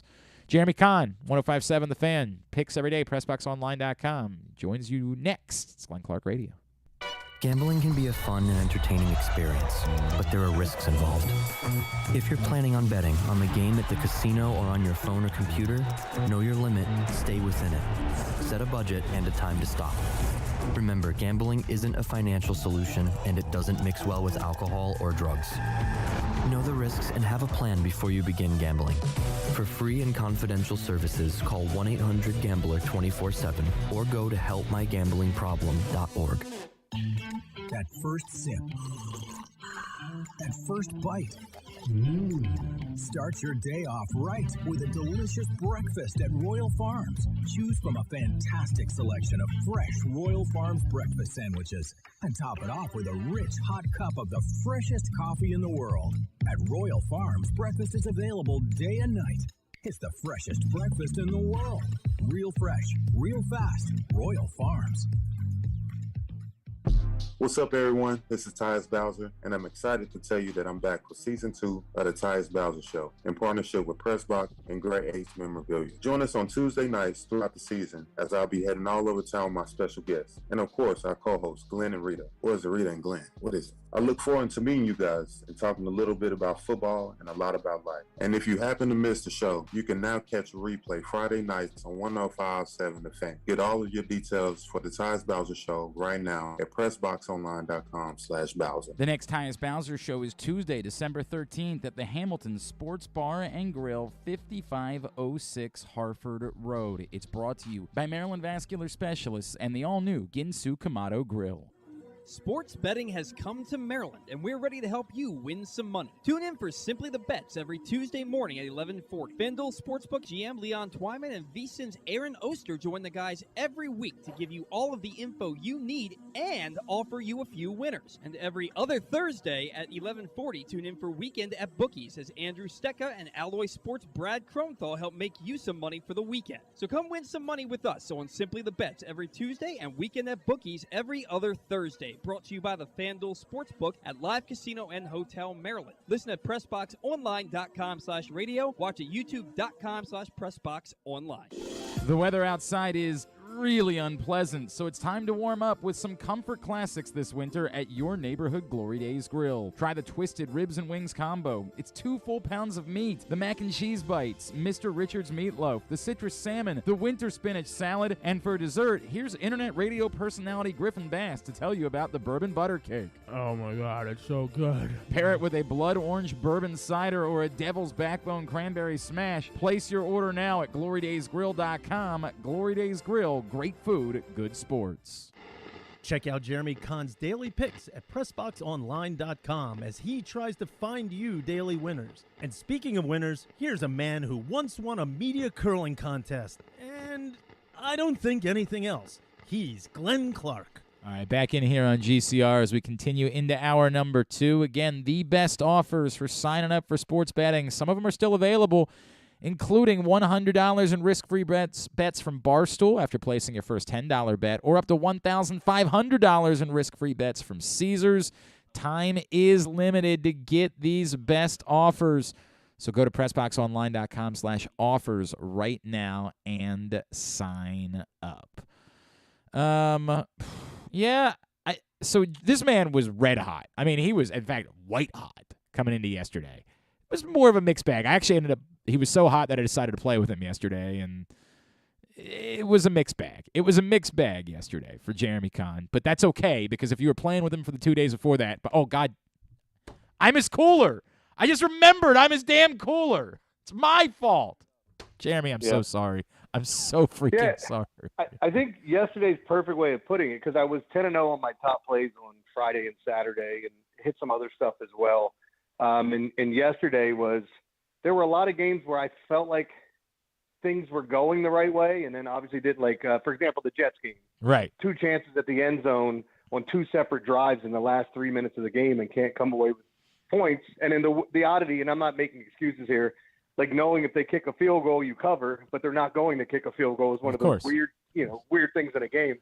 Well, or if they knew if they were going to get the ball again, they could have kicked 2 field goals and won. Fair enough. Yeah. Right. But the thing yesterday too, like that was one, and then the Browns over. If anybody watched the first quarter, as both teams are driving up and down the field and then turning the ball over, and it's like, you got to be kidding me. Or you get a turnover in the red zone and then immediately get another turnover. So it felt that way. And then even Cincinnati getting that right with the lock, I mean, that could have went either way. So it was. I mean, you described it perfectly. It was a mixed bag yesterday. Not like kind of kissing your sister as the Redskins Commanders game ended in a tie. And that's what it felt like all day. But it was nice. And again, like, it's one of those things too in gambling where I didn't feel like I was that off, even though I lost some games. So I feel good coming in today too. And I love the over in the NFL game tonight. I was having a rough couple of weeks, so I decided, hey, I know what I'll do. I'll ride with Jeremy today. He's red hot. Oh, and I ruined you. I'm so sorry, man. You're my cooler. I have to stop doing that. I have to stop putting that pressure on you. All right. It's okay. I don't know when it happened, so I don't get to blame you all the time. So I haven't heard yet. I ended up yelling a little bit on the postgame show yesterday because someone called in ready to fire John Harbaugh. Or no, they asked that he be held accountable, and I just, in my mind, I said, did you say they're 8-4? Like, and then I don't know. I just kind of lost it from there. I blacked out for a second. I'm not really sure what happened. Look, anybody that's done post-game of any type of kind will understand that you get the knee-jerk reaction from everyone. Like, it's this guy has to go, that guy has to go. I even said it this morning. Like, we all had a conversation off the air last week about, ironically, how much we enjoy coming to work, although the time drives us nuts because we laugh our ass off every day on the show. So it does move by fast. And I even told him, I said, this was a day that I was not looking forward to coming in. And I would have lost my mind had I had to do post-game, because you were going to get a variety of everything that's wrong, including the people that want to pat themselves on the back for Lamar getting hurt, saying, see, I told you he'd get hurt, even though he got hurt in the pocket, not out running, Correct. It's just kind of crazy. So I think when you look at all these people that were trying to sit here and tell you that, oh, this is wrong, or fire Greg Roman, or fire John Harbaugh, to me, some of it's just flat out silly. The funny part to me is I'm in a weird place where, like, I understand the feeling that is seeping in that a lot of people are having of this can't be fixed. Like, what we've seen, and specifically it's the fact that the running backs aren't running right now, that they're averaging 3 yards per carry from the running backs over the last couple of games. That this is doomed. They obviously are not going to be able to pass their way out of this. Like, they don't have the players to be able to do that. If they can't run the ball, that this is doomed. Like, you can get away with certain things because you're playing the Broncos yesterday, but ultimately, if you don't have Lamar Jackson healthy and playing at a high level, and running backs that are running at a high level, and probably Ronnie Stanley back playing like Ronnie Stanley, it's not going to work. And I can understand that sort of feeling. Now, again, to your point, you got to let it play out. First of all, you have to let it happen. And secondarily, I still don't understand specifically blaming John Harbaugh for it. I think that they are setting themselves up for there being a potential day of reckoning for the philosophy of the organization, right? Like, I do think that if they don't get this turned around, if they don't, prove that they can get it, if they don't get J.K. Dobbins back and playing like J.K. Dobbins and Gus Edwards looking right, if those things don't happen, then I do think they're going to get to the end of the season and they're going to have to sit down and say, is what we've built for, is our philosophy right? Does it actually work for doing the things that we want to do as an organization? I don't understand the idea of firing a coach or blaming one. This is an entire organization that is committed to this being what it is that they're going to do. I can't fathom why it is that we would think that it would be John Harbaugh's specific fault. Well, the only thing I could say from it, and you have this core group of people, and I've been in that group for a while. Like I feel like the Greg Roman stuff has run its course. And I mean, look, and that looks like it's gonna. It appears as though it's gonna come to a conclusion one way or the other, right? Like either he's going to get the Stanford job, or if this doesn't get fixed, the easiest thing to do is to move on from Greg Roman. The only thing the one knock against Harbaugh, which sometimes isn't even a knock, is that he's loyal to his people. And, like the fact is that the strength and conditioning coach that we talked so much about during the pandemic, Greg Roman and defending him, he's always defended his coaches. Even Jim Caldwell, like one of the worst kept secrets is Jim Caldwell was going to be fired until the Lions decided to hire him. So, I mean, you look at a lot of these things and people just want to solely blame Greg Roman. And he should, in my mind, get a lion's share of the blame, but there's plenty of blame to go around from execution. Like, one of the things that drives me nuts, and trust me, I didn't like it when I watched it yesterday, but that trick play that they ran and Prochet throws the interception, like people have been crying, like let's see something else. Let's get a little bit more creative. And then they get creative. And it's like, well, that was a stupid play call. It's always a matter of the results than actually what's going on in the games. My dislike for Greg Roman goes a little deeper than results because no matter what the play call is, you can execute it. If it's a pass play. I don't like his route tree. I don't like the combinations that they run together. But ultimately, people can't deny that he's been a great run game guy. I mean, that's what his specialty is. It's like, if we talked about an MMA fighter that's this amazing wrestler and he's great on the ground, and then all of a sudden he gets in a stand-up fight with somebody else, you go, well, why is he doing that? He's great on the ground. Well, this year we haven't seen them run the football efficiently, and their numbers are fine. Because when you start adding in the quarterback numbers, it shows you that this is a good rushing team. But overall, I mean, that's a portion of your game that you're taking out with the quarterback running where other teams are going to have him throwing. So, it's kind of tough to look at all of it. But all I know is what I've watched the past 3 weeks, it's good enough to get them in the playoffs because of where they're at. Yep. And I even saw the stat, if they win this weekend, they're 99% in the postseason or have a 99% chance to get in. But realistically, if they get in and they're playing this way, I don't think they're going far. And we agree on that. I mean, we wholeheartedly agree on that. But again, they also, like, the last 3 weeks aren't good enough. The 2 weeks before the bye, they were playing at a level that they could do that to beat good teams. If you could translate that to good teams, you could beat those teams doing that. If you're holding the ball for 40 minutes in a game, you're going to have the chance. So I don't know how to is it as simple as saying Ronnie Stanley is the singular difference, and if you can get Ronnie Stanley back out on the field, you might still be able to figure this out before the season is over? I'm skeptical, but I can't say with certainty it's not. This is why I keep going back to you got to let this thing play out. You can't keep trying to skip ahead. They do still get the chance to get their pieces back out on the field and figure out if they can make one more significant run of playing this style of football. Yeah, and like there were people that were screaming, Glenn, about Tyler Huntley. I thought Tyler Huntley did fine yesterday, and ultimately he takes him on the game-winning drive. But I don't think he is the right word. There were people saying, "See, Tyler Huntley can win a game for you." It's more than just winning games. Correct. Because that gets tied to the quarterback so much. Where there were a lot of things that could have went wrong in that game that went right, especially on that final drive. And it is weird, too, how many times we see teams give it up on the last drive of the game because I don't know if it's the defense just being more careful or what, or maybe that's just what sits in my mind more.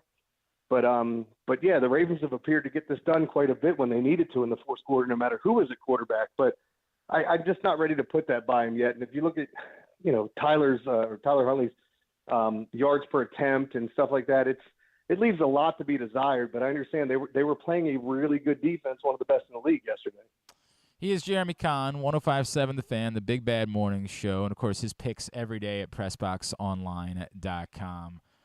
Yeah, so there's all that. It's a weird, it's a weird feeling. I tweeted something about this during the break because I saw Rita talking about it. I want to echo those sentiments. I'm sure you've seen the video of this creep standing outside the stadium yesterday cursing at Greg Roman as he's leaving the game.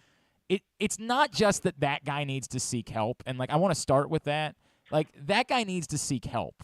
Like, your view of the world is problematic, and it makes me worry about the way that you might act in other situations. Like, Greg Roman's going to be fine. Like, his life probably isn't going to change all that much because some guy was cursing at him walking the stadium. but you clearly don't understand how the world works and why that's not okay, and that makes me worry about you. But it goes a step beyond. I'm really uncomfortable with anybody who's sharing it for any reason. Like, even if you're sharing it to dunk on the guy, like, we live in a bizarre world where, like, Twitter views are treated as a commodity, and it doesn't matter if it's good, bad. I'm just doing those numbers. Like, I don't, sharing anything like that for any reason at all just drives me insane, man. Like, it was one of the grossest things that I saw come up yesterday. I get torn on that too, like, and not this guy, because, for example, sports actors, whatever, unless they've said something that's upset you, it's all entertainment. You know, all these guys are doing are trying to go out and, like, I always laughed at it when people lose their mind at the end of a wrestling event, and I know you're a big wrestling fan, and they get so angry at something that's been scripted, you know. But it is funny to me in sports where you do see people go out of their way to attack it. Like, I can't stand Mitch McConnell. I think he's subhuman. But if he were out at a restaurant, I would not go over to him while he's having dinner with his wife and tell him what a piece of garbage he is. I might wait until he gets outside. But you get what I'm saying, though. Like, people take it upon themselves to just, I've got to put myself in this situation, let them know how I feel about him. And we've gotten to this point, too, where it's like, I pay your salary, you know, I buy a ticket to the game. You go to the game, it's your choice to boo or cheer. But I don't like the idea of attacking people out in public just because you don't like them. Or, I mean, we've gotten very, what's the right word, aggressive as a society, and feeling like we can say or do whatever we want now, especially with social media, where you can actually get in contact with somebody. You don't know if they're going to see it, but you send a message, you might get a reaction, like the guy got out of Lamar last week. So, I agree with you guys. I like, as much as I'm not a big Greg Roman fan, he doesn't deserve all that. Man, it's like, boy, it seems like it should be like the bare minimum of how we understand life. And by the way, you bring up something that's interesting. I do also understand that in sports, we are going to lose our minds sometimes, but we should be capable of recognizing that. I'm not hurt by what Lamar Jackson did last week. I get it. I understand. The guy that's chirping at him is an idiot, has no idea what he's talking about, right? And I can understand being frustrated. He still doesn't need to do it. I don't think it's the end of the world that he did it, but I do think it was the right thing to do, to be like, dude, I screwed that up. I shouldn't have done that. Like, that was not necessary. We can move on from that. Like, I think that everybody kind of loses their mind for a minute. It's almost I want us to take calls in the postgame show, but I do think that we almost should all have a 24-hour moratorium, right? Like, let's all sit with it for a little while, and then let's talk about it a day later, because we tend to be in a much healthier place a day later. See, I'm on the other side of that. I would rather people vent and get all their anger and vitriol out to you and Rita, and then you don't have to deal with it. Right, that's a good point. And then a day later, then call back in with more. That's a really good point. I guess I didn't. You guys should have to deal with that mess. Yeah, that's that. You know, you son of a bitch. I'm gonna come to your work. Knee-jerk reactions all the time. I'm gonna come. Hey, a lot of and I'll just put this out there without context. I saw Jeremy this morning. So we'll just leave it that way. That's right. We'll leave it that way, and people can wonder why it is that I saw. Thanks for waking me up, sweetheart. All right, what else is going on in your world, dude? What are you watching these days? It's funny. I still watch, like, I'm watching Yellowstone, and I don't like it now. I feel like we're getting to the part where they're just.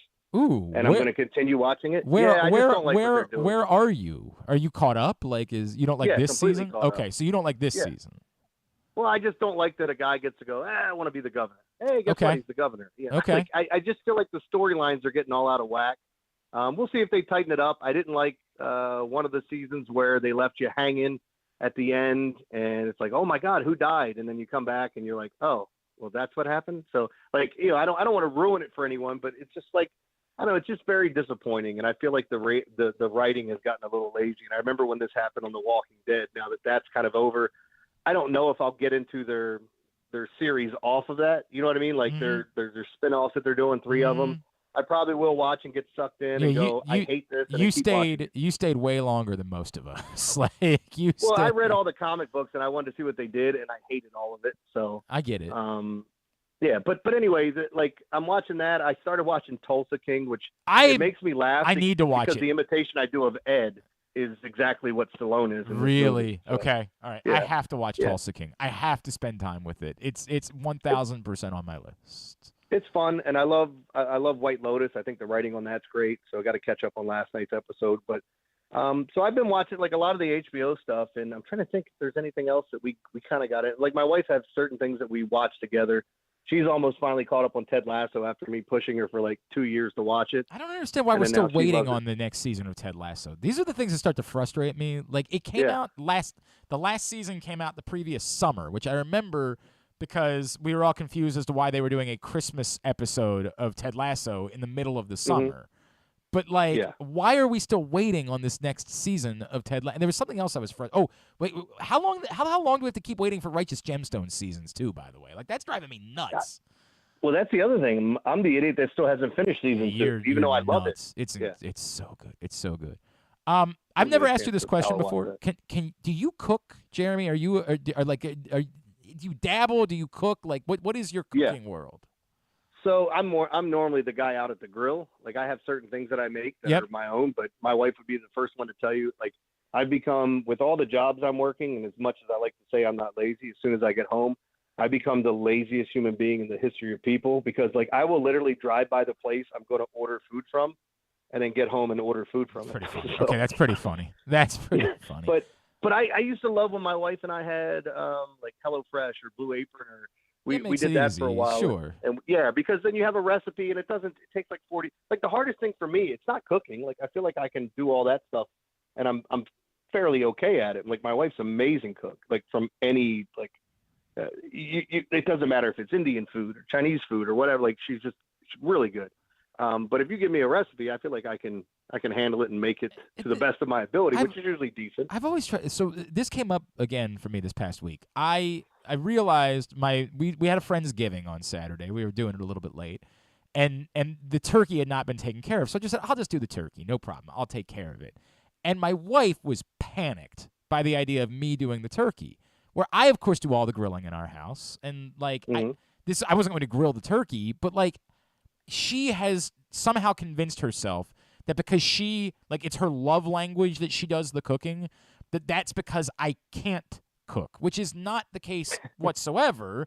It was that she wanted to do the cooking when we first started dating, so she just always did the cooking. And then when I would attempt to cook, she would yell at me and say, "Get out of my kitchen. You put things in the wrong places. I don't want you to do that. I want to do the cooking." Somehow it's distorted into this world where you can't cook. And I always come back to it like, it's not that difficult. Like, I'm not trying to tell you that I can be a Michelin star, chef. I'm not trying to suggest that. But the idea that cooking is, the bare minimum is something that's extraordinarily difficult to do is not remotely true. And I'm always flummoxed by the idea. So not only did my wife panic about it, but then I said, look, I'll just handle the turkey. And I swear to God, like the first two responses of my friends were like, well, so I guess we just order some pizza then. I'm like, why are you pretending?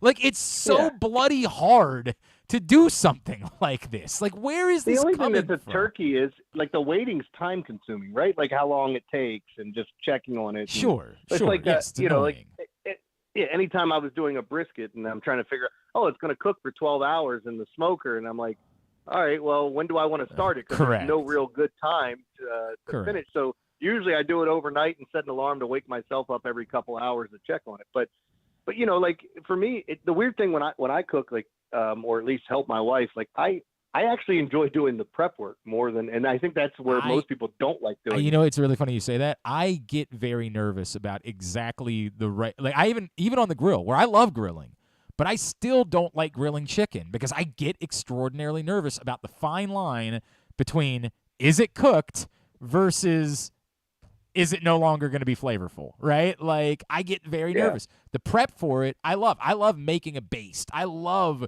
doing all of these things to taste, right? Like I did the turkey Cajun style on Friday. I was having the time of my life mixing up Creole butter and Cajun seasonings and things like that. It was awesome for me. I would do that all day. But then the fine line between how cooked does this turkey need to be versus at what point, like if you wait 5 minutes longer, is it just completely dry? That is my least favorite part of the experience. No, is turkey butter anything like duck butter? It's exactly. Yes, it's exactly like duck butter. I didn't know, but no, like in all seriousness, and we were talking about the holidays, and I think you brought it up to me last week about do you get tired of the turkey and the leftovers? Maybe I was talking to somebody else. Oh no, we definitely were talking about wife, it. Yeah, so my wife did a separate Thanksgiving for us on Sunday, and then Monday turned into, hey, we're eating leftovers, and we made our own little like turkey bowls, if you will, like Wawa has. I love that. I love that. Yeah, so we did that, and then the next night, my wife's trying to repurpose it again, and she made like a turkey shepherd's pie, which was delicious. And then the next day, I said, You're done. You're good. No more You're leftovers. You're good for a little while. I'd be good today, but I just needed a couple days away. But that was my. But this point, if I was going to do the turkey, I was going to have to do a Cajun turkey. Like I was going to have to do something a little bit different than just a plain ass turkey again, right? Like I was going to need to do something different. Now we've decided we want to do a half-skiving. That's a complete Cajun Thanksgiving, my friends and I. So we might try that out. All right. I like that. What's going on in the Big Bad Morning Show this week? I think we're all in this week. We'll obviously be focusing in on Terps bowl game was announced today. That Ravens win. Waiting on the answer that Harbaugh gave of how long is Lamar going to be out from days to weeks. Days to weeks. Drove me yes. insane. 100. The way you guys were talking about it today was exactly the way that Reed and I were talking about it in the aftermath of the sound yesterday. Days to weeks. The hell is that even? Sure. Could be anything, really. It means my wife asked me to take the trash out. When are you finally going to do it? Yeah, days to weeks. Some going to be the answer. Days to weeks. All right. Yeah. Picks but we'll all be back doing all that. Yep. Good stuff. Picks every day, PressBoxOnline.com, at Jeremy Conn 1057 on Twitter. You and I need to talk because we're going to start nailing down a plan for some holiday festivities. I got a couple things that I think we're going to end up playing out for that. So we'll work on that today. All right, buddy. Love you. Appreciate you. Talk to you guys. Jeremy Conn, 1057 The Fan, with us here on GCR. Today's show also brought to you by one of Jeremy's favorites, Glory Days Grill. Oh, it's one of Griffin's. You made a trip to Glory Days. Indeed I did. My brother and I and our friend before the Terps basketball game on Friday big night. Win on big Friday win. night. Yeah, it was a good evening for me. Very exciting game. You went with just I just went with the wings, the Glory Wings, just because but that's what I was in the mood for. One of your fellow my buddy diners, got the 2 pounds of meat platter. Twisted ribs and wings combo with 2 pounds of ribs and wings. Our server was making fun of him because he called it the meat tornado. You kind of love that. I'm not going to lie. That's not what they call it, but I like it. Yeah. Twisted ribs and wings combo. It's on the Comfort Classics menu, which is available right now, as well as the winter spinach salad, the citrus salmon, the mac and cheese bites, the bourbon butter cake. Oh, my God. It's so good. Pair it with a blood orange bourbon cider or a devil's backbone cranberry smash right now. GloryDaysGrill.com. Get your order in. When we come back in, we will try to find out a little bit more about Lamar Jackson. Mr. Pro Football Doc, Dr. David Chao, joins us next. Glenn Clark Radio. Looking for a simple holiday meal? Try Chick-fil-A Catering. From Chick-fil-A nuggets to mac and cheese, enjoy a variety of tray options sized perfectly for your get-together. Order through the Chick-fil-A app and bring smiles to your family gathering. Availability and order requirements vary. See restaurant for details. UMBC basketball is back at Chesapeake Employers Insurance Arena, and tickets are available now at UMBCRetrievers.com. Don't miss any of the great early season matchups as the men take on local rivals Morgan State on December 10th, and the women square off with American on December 18th. And on New Year's Day, a rematch of last year's America East Championship game when the men welcome Vermont to the Peak. Experience the excitement of game day by getting your tickets right now to come see the Retrievers at Chesapeake Employers Insurance Arena. Lock yours in at UMBCRetrievers.com. Come experience Maryland's #1 sportsbook this NFL season at the FanDuel Sportsbook at Live Casino and Hotel, the ultimate place for any sports enthusiast. Take advantage of our 24/7 kiosks, massive video screens, and watch all the action from the best seat in the house. With more money paid out than anyone around, make every moment more at the new FanDuel Sportsbook at Live Casino and Hotel in Hanover, Maryland. Please play responsibly. Gambling problem? Please call 1-800-GAMBLER or visit mdgamblinghelp.org. The Baltimore County Police Department is hiring. Entry-level officers start at close to $59,000 a year with a $10,000 bonus. Some restrictions apply. Plus a great retirement plan, medical, dental, and vision insurance, advancement to specialized units, tuition reimbursement, 15 sick days earned per calendar year, and even further incentives for military members and veterans. If you have a passion for service and want a career for life, visit joinbaltimorecountypd.com or call 410-887-5542. You must be United States citizen, possess a valid driver's license, and have a high school diploma or GED equivalent. The Baltimore County Police Department is an equal opportunity employer. Make the most out of every day in your Toyota RAV4. Available in hybrid or gas-only models. A RAV4 can get you where you want to go in style. Check out buyatoyota.com for deals on new RAV4s from your local Toyota dealer today. The latest edition of Press Box is available now. On the cover, New Maryland basketball coach Kevin Willard sits down with Stan Charles and Glenn Clark to discuss the situation he inherited in College Park and how he plans to get the program turned around. Also, inside, we introduce you to men's and women's college basketball players from all of the teams in the area. And Bo Smoka profiles Ravens receiver Devin Duvernay. Press Box is available for free at over 500 area locations, including 60 Royal Farm stores, and you can always find the entire edition as well as the best daily coverage of the Orioles, Ravens, and Terps at PressBoxOnline.com. Experience the best in Kamado Grilling, a complete outdoor cooking appliance. The Ginsu Kamado Grill allows anyone to sear, grill, bake, and smoke all types of food. Designed for efficiency and function, the Ginsu Kamado Grill upholds the enduring legacy of the iconic Ginsu brand. The Ginsu Kamado Grill is perfect to cook all year round, is great for parties, and ideal for tailgating with your friends. Reserve your Ginsu Kamado Grill today at ginsugrills.com and get $100 off on your pre-order when you use the promo code TAILGATE. That's ginsugrills.com. Reserve yours today. Join Glenn at halftime of every Ravens game for the Project Game Day halftime show at facebook.com/PressBoxSports. We apologize in advance. There's not much we can do about his face. All right, back in here on GCR. The next Tyus Bowser show is 1 week from tomorrow night, December 13th. We will be back at the Hamilton Sports Bar and Grill on Harford Road. We hope you'll come join us. Tyus and a special guest. It's brought to you by the all-new Ginsu Kamado Grill and Maryland Vascular Specialist. The Tyus Bowser Show is a partnership of PressBox and Grade 8's memorabilia. You can find out more at PressBoxOnline.com/Bowser. Fortunately, the result of yesterday's game was probably only the second most important story of the day. The most important story of the day being the health of Ravens quarterback Lamar Jackson. Here to try to break it down for us even a little bit more than he already has. This man, of course, the former team physician for the Chargers. I guess I was about to say the San Diego Chargers. They were the San Diego Chargers at the time. Now, of course, the LA Chargers. You follow him on Twitter at ProFootballDoc, SICScore.com, as well as the many locations, including FanDuel, where he is their injury analyst. He is our friend, Dr. David Chao, and he's back with us now here on GCR. Doc, I always say the same thing. I'd say it's good to talk to you, but it's never good news when I have to talk to you. Thank you for taking the time for us. Sure, but you never call when it's all good. I know. You I never call when there's potential bad news. Never call to just say, hey, everything's great, man. Like nothing to worry about. Doc, you think it's a PCL sprain for Lamar Jackson. Can you explain what about what you saw and what you know of that injury that makes you think that was what occurred yesterday? Sure, and just for your listeners, I mean, this is by video from afar. If you go to my Twitter timeline or SICScore.com, you'll see the command center where we watch all the games with, all at once. There's 8 games going on yesterday morning for us, 10 a.m. game slot. And I'm not pretending to have seen an MRI or examined Lamar Jackson, but based on video analysis, which is what I've done even when I was with the Chargers, where I would see a guy on the field, on the sideline, in the locker room the next day after an MRI, then I'd have some time to kill before I met with the GM.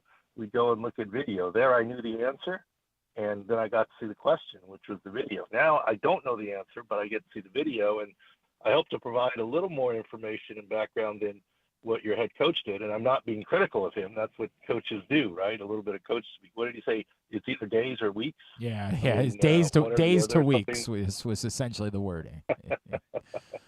Well, it's fine. I mean, it's competitive advantage, and I'm not being critical of Coach Harbaugh at all, but it doesn't make fans feel any better. By video, it was pretty clear, and you can see it on my Twitter timeline if you want the video. He goes down on a flex left knee, which is consistent with a PCL tear. PCL, or posterior cruciate ligament partial tear or sprain, is one of the 4 main ligaments in the knee, but fortunately, it's one of the ligaments that typically does not require surgery. So don't freak out when I use the word tear. A sprain is a tear, partial tear, and he can't return this season. The season is not done. That's the good news. The bad news is, assuming this is true, he's likely to miss some time, and that would be, I'm more on the weeks side than the day side. Of course, it depends.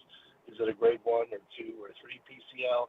Notably, Ezekiel Elliott last season for the Cowboys missed a little time but played through with the PCL injury. The issue, though, is, of course, Lamar is very mobile. And, yeah, you can return with a brace, but how does that affect him? And the bottom line is, I think if I were a Ravens fan, you said he would return in late December, I would say take it, because it could be worse than that. So let's cover a couple things you bring up there, Doc. One being, it sounds like what you're saying is he could return, but maybe not be able to return as a full Lamar Jackson because be playing through pain. If for an injury that doesn't require surgery, like how long would it take for you to say, I think he could be Lamar Jackson again coming off something like that? Well, you have to understand recovery from an injury, it doesn't happen overnight. So let's say we called it a 3-week injury. Sure. To pick a number out of the hat. It's not like at 20 days he can't do anything, and on the 21st day he's 100%. Fair. Right? It's all gradual. Recovery is not a light switch. It's more of a slow sunrise, right? And so at what point will he return for the Ravens? That depends on what Lamar's comfort is, the medical staff's comfort is, and the team's comfort is. Look, one of my main quarterbacks during my time with the Chargers was Phillip Rivers. He played 6 days after an E-scope on a torn ACL with a brace in the 2008 AFC Championship game. But Phillip Rivers is not Lamar Jackson. Right. He doesn't move. He's a pure pocket guy. Now, Lamar could play more quickly as a pure pocket guy. And so the question is, it's that delicate balance of when will he return and how effectively. If you're saying when will he be 100% from this injury, boy, he could be 100% from this injury before the Super Bowl. But, that's a long time away. And ahead of that, it's what percent is good enough to play. And at this point of the year, often 85% is good enough to play. That decision will have to be made by the Ravens and Lamar. But, yeah, it's not season-ending. It's not surgical. But it is significant, and it does seem to be multi-weeks to me. He is Dr. David Chao. He's with us here on Glenn Clark Radio. Doc, what you allude to, is playing with the brace, like, does that alone end up limiting someone? Or, is it more still the pain? Like, you're going to play with the brace, but it's really the pain that would be what would limit somebody if they attempted to come back a little bit earlier. It's the pain, swelling, and potential instability of the knee sliding around as the PCL continues to heal. Now, a lot of quarterbacks wear a lead leg, and this would be the case for Lamar, brace because of the trash around their legs. I mean, Tom Brady always has after his ACL. It's a lot of quarterbacks readily do, but the more mobile ones don't love having the brace, right? It can inhibit you a little bit. So it's a balance of how does it inhibit you versus how effective can you be, how much does it help you versus hurt you, and that is a decision that Lamar will have to make. But this is, once again, based all on video. I expect to hear more news after the MRI, but typically I think what you're going to hear this week is, we'll see what happens, and then Friday get the rule out. And a little reminiscent of last season, I think, when I was on too, with the bone bruise. There was the weekly, is he in or is he out? And by Friday he was out with the ankle bone bruise. Right. At the end of last season in December. And I think there's going to be some repeat there, but hopefully he can return sooner. He did not return last season. Doc, I had a couple of former players chime in that said that they looked at it and it reminded them of like kneecap issues that they had gone through in their career. Like, did you see anything about that was specific to the kneecap in watching that yesterday? Well, there's no question the kneecap in the front of the knee, when he bends, hits the ground, right? Hits the turf. So, certainly a great case scenario is all it is a contusion or a bursitis, traumatic bursitis. But I don't know that would have Lamar limping the way that he was, Sure. as we all saw going down and up the stairs. Yep. Right? Lamar's pretty tough. He's played through some things. So I think it's probably more than kneecap, but if it turns out to just be kneecap, then it's possible that he doesn't miss any time. But it doesn't seem that way to me by the way the video looks and whatever. I think his tibia got driven backwards when he hit the ground, and therefore stretched, sprained / partially tore the posterior cruciate ligament. That's the diagnosis that I'm favoring right now, but let's hope it's low grade so he can return sooner. I don't know, because I saw the video that you did on Lamar. I don't know. Did you happen to look at all about the Patrick Queen thing from yesterday, that where he literally was carted off the field, and then afterwards John Harbaugh was like, well, it's just a knee bruise. We're good there. Like, which kind of seemed remarkable given the circumstances. Well, yeah, I did see that video. Patrick Queen, I think, is pretty tough, and he took a knee to the lateral thigh, almost back of the knee leg. The good news is, obviously, it hurt like crazy, right? And that's why he had to be carted off. But we weren't expecting a femur fracture like that. There's enough soft tissue and muscle around there. But sometimes the hematoma, a collection of blood locally, can be very painful. But fortunately there is the possibility that he could play next week. Okay. And let's keep that hope alive. It's more just the contusion. Can you mobilize the thigh and get rid of any swelling and blood collection and return to play next week? I mean, he's not ruled out of that. That would be great news, clearly, if that ends up being from where most of us were feeling when he was leaving the field on a cart to maybe him being able to play next week would be a dramatic turnaround. And look, obviously it hurt like crazy, and he couldn't put weight on it, and so they better be safe than sorry. Get the X-ray. The doctors, your good team doctors on the field, don't have immediate access to the replay. They're just running out there. They can't slow it down or rewind it like I can in our command center. So precaution was a good thing to cart him off. Hopefully it's good news. But this is why I always say, when I look at the video, judge the injury, not the reaction to the injury. Sure. I mean, you can't just say a guy's carted off, and that's where it is. So now I want your listeners to register that I am delivering a piece of good news here with Patrick Queen. That's right. Always it's time. It's about time that we talked about something good. Doc, before I let you go, if I could run this by you real quick, because I'm already seeing this in response to what you're saying on the show from some folks, which is, you see, if I was Lamar and I don't have a contract, I'm not even trying to come back. I'm packing it in. I'm done for the year. And it's interesting to me. Can you tell me about, again, if it's PCL sprain, is there greater risk that you're putting if you choose to play? Or, is it silly to suggest that just because you might be uncomfortable, you're putting yourself at greater risk of a more significant injury if you try to come back? Well, there's no question injuries can beget injuries. Forget knee injuries getting it hit the same way or something. But if he's a half a step slow, he risks a lot of other injury, right? And that's a decision that he's going to have to make in conjunction with the team physicians and his physicians, et cetera. It is the collision sport of football. And so there is risk. And, I understand the contract situation. That's going to be a choice. I always say return to play is a three-headed monster, and it has to be unanimous among the three parties for someone to suit up. And the three parties are medical, has to say okay, the player has to agree and say okay, and the team has to say, yes, I think it's a good idea. Now, medical can be the therapist, athletic trainer, or doctor. The player, sometimes it's the agent or the mom or the player themselves saying they're not comfortable, and some of it may be contractual and risk.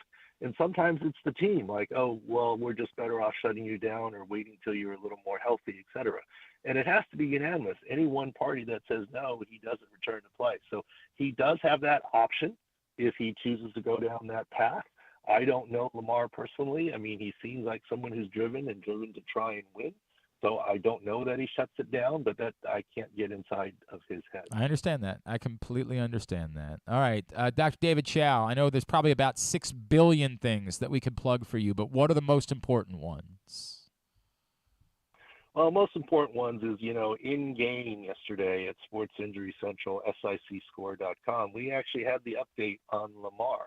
It was a first quarter injury, and that's kind of what we arrived at already. And, we're just trying to add information for fans as best as possible, especially when, coach speak is kind of the norm. And if you look at the field views, it's too bad. I actually thought the Ravens were getting healthier finally after really not being very healthy. And now here comes this turn of events. So hopefully we just provide some information for people. And remember, before people get mad at me, I used to literally say this to some GMs when I would meet with them on Monday, and they'd, pull their hair out and say, "Oh, you're always giving me bad news," and all this other stuff. I always said to them, "Look, I'm Paul Revere. I'm not the British. Right. The injuries are here. I'm not the invader. I'm not the one injuring the players. I didn't cause them." So I understand just that. giving some estimates as to what it might be. At ProFootballDoc on Twitter, as always, is how you follow him. Dr. David Chao, always even if we never get to talk, and again, you gave us pleasant news about Patrick Queen, so there is that. But even if we don't normally talk when it's the most pleasant of circumstances, I truly appreciate the insight you provide. Thank you, as always, for taking the time for us this morning. All right, thank you. Dr. David Chao with us here on GCR. Appreciate him doing that. And again, we will have to kind of play the waiting game. His thought, PCL sprain, it's definite, missed time. There's no, the days part of that gets thrown out the window. If, for whatever reason, it is just a kneecap contusion, that would be the best case scenario for the Ravens. It was interesting that Lamar came back to the field yesterday in the second half. Did that mean that he knew he had gotten some good news, or it was just the reality? Hey, look, it ain't good news, but I want to be out there anyway. I don't know. I don't know what the answer to that is, but he thinks it's PCL sprain. That's what he thinks, and he thinks that's going to be a couple of weeks. And these are important weeks. You can say, well, hey, there's not a daunting game on the schedule until Cincinnati, but as I've said a million times, if you think the Ravens are just waltzing through these games against the Steelers and the Browns in particular, and even Atlanta has been much pluckier than I think a lot of people want to recognize they've been, but if you think that they're just waltzing through these division games, you're nuts. You're insane. And particularly without Lamar Jackson, you're insane. So sets up what could be a difficult few weeks here, starting with this game against the Steelers. Yes, I have seen the Baker Mayfield news. Thank you to those of you who checked in. I did see the Baker Mayfield news. Quite the precipitous fall for Baker Mayfield. A lot of people think the 49ers will maybe kind of say, hey, look, if nothing else, even if you don't have confidence in Baker Mayfield, it can't hurt to have him as an option if this doesn't work with Brock Purdy. And I think it's fair to say that you maybe be in a better situation if you're Baker Mayfield and you were forced to play in San Francisco than when you were playing in Carolina. But, I mean, what we saw Baker Mayfield was disastrous. I mean, it was untenable. I don't know how to explain how bad it got, but, I mean, this wasn't, hey, it's rough, but you can still see it. This was as bad as we've seen.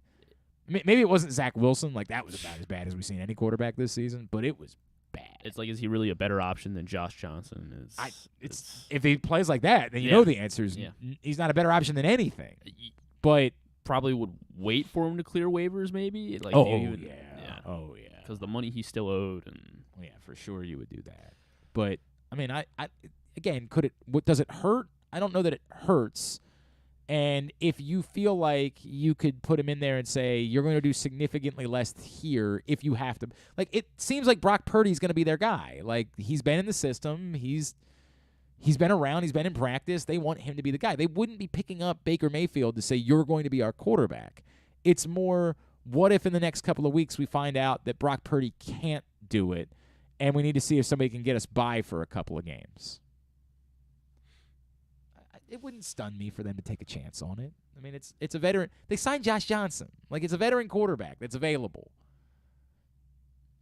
Maybe. But to expect anything from it? No, not a chance. All right, when we come back in, we will go over Pats on the Ass. Hope that you got yours in. I mean, we got a bunch in this morning, so we'll go over Pats on the Ass. We'll get a tidbit. We'll get tubular, and we will kind of wind things down. Stan the Fan, Charles, Ross Grimsley, and Luke Jackson are going to be hosting a kind of baseball meetings roundtable today on Facebook Live, facebook.com/PressBoxSports. You can check it out, 6 o'clock. Stan, Ross Grimsley, and PressBox editor Luke Jackson just going to go over big picture. Of course, the Orioles already made a huge move, well, 2 huge moves, because they got both Franchi Cordero and Kyle Gibson. It's big. It's big. Look, man, a lot of people are sort of going the route of Kyle Gibson is their Jordan Lyles for this year. Like, it's a cheaper version of Jordan Lyles, and that might prove to be the case. Obviously, he had a disastrous season a year ago, but he had a pretty good season 2 years ago. And their thought is, with the wall and with the defense that might be behind him, we can make Kyle Gibson this year's version of Jordan Lyles. And considering how we felt about Jordan Lyles a year ago, you can't hate it. Yeah, like I'm not gonna tell you if they think this is the answer to like solving their pitching problems, that's crazy. But that if this essentially is, we've identified our next Jordan Lyles, Kyle Gibson's going to play the role of Jordan Lyles, it's not impossible. I can't say with certainty that he will, but it's definitely not impossible that it ends up working out that way. They'll talk more about that today on Facebook Live, facebook.com/PressBoxSports. It is a Monday edition of Glenn Clark Radio. Gambling can be a fun and entertaining experience, but there are risks involved. If you're planning on betting on the game at the casino or on your phone or computer, know your limit, stay within it. Set a budget and a time to stop. Remember, gambling isn't a financial solution, and it doesn't mix well with alcohol or drugs. Know the risks and have a plan before you begin gambling. For free and confidential services, call 1-800-GAMBLER 24/7 or go to helpmygamblingproblem.org. Experience the best in Kamado Grilling, a complete outdoor cooking appliance. The Ginsu Kamado Grill allows anyone to sear, grill, bake, and smoke all types of food. Designed for efficiency and function, the Ginsu Kamado Grill upholds the enduring legacy of the iconic Ginsu brand. The Ginsu Kamado Grill is perfect to cook all year round, is great for parties, and ideal for tailgating with your friends. Reserve your Ginsu Kamado Grill today at ginsugrills.com and get $100 off on your pre-order when you use the promo code TAILGATE. That's ginsugrills.com. Reserve yours today. UMBC basketball is back at Chesapeake Employers Insurance Arena, and tickets are available now at umbcretrievers.com. Don't miss any of the great early season matchups as the men take on local rivals Morgan State on December 10th, and the women square off with American on December 18th. And on New Year's Day, a rematch of last year's America East Championship game when the men welcome Vermont to the Peak. Experience the excitement of game day by getting your tickets right now to come see the Retrievers at Chesapeake Employers Insurance Arena. Lock yours in at umbcretrievers.com. Join the Maryland Jockey Club at Laurel Park for Christmastide Stakes Day on Monday, December 26th. An exciting day of live horse racing awaits you with a whopping 6 stakes races worth $600,000 in prize money. Plus, enjoy a specially curated stakes buffet, a delicious hot chocolate bar, and hot cider cocktails. It may be cold, but Laurel Park has plenty of horse racing excitement, food, and beverages to keep you warm. Don't miss Christmastide Stakes Day at Laurel Park. Visit laurelpark.com for more info.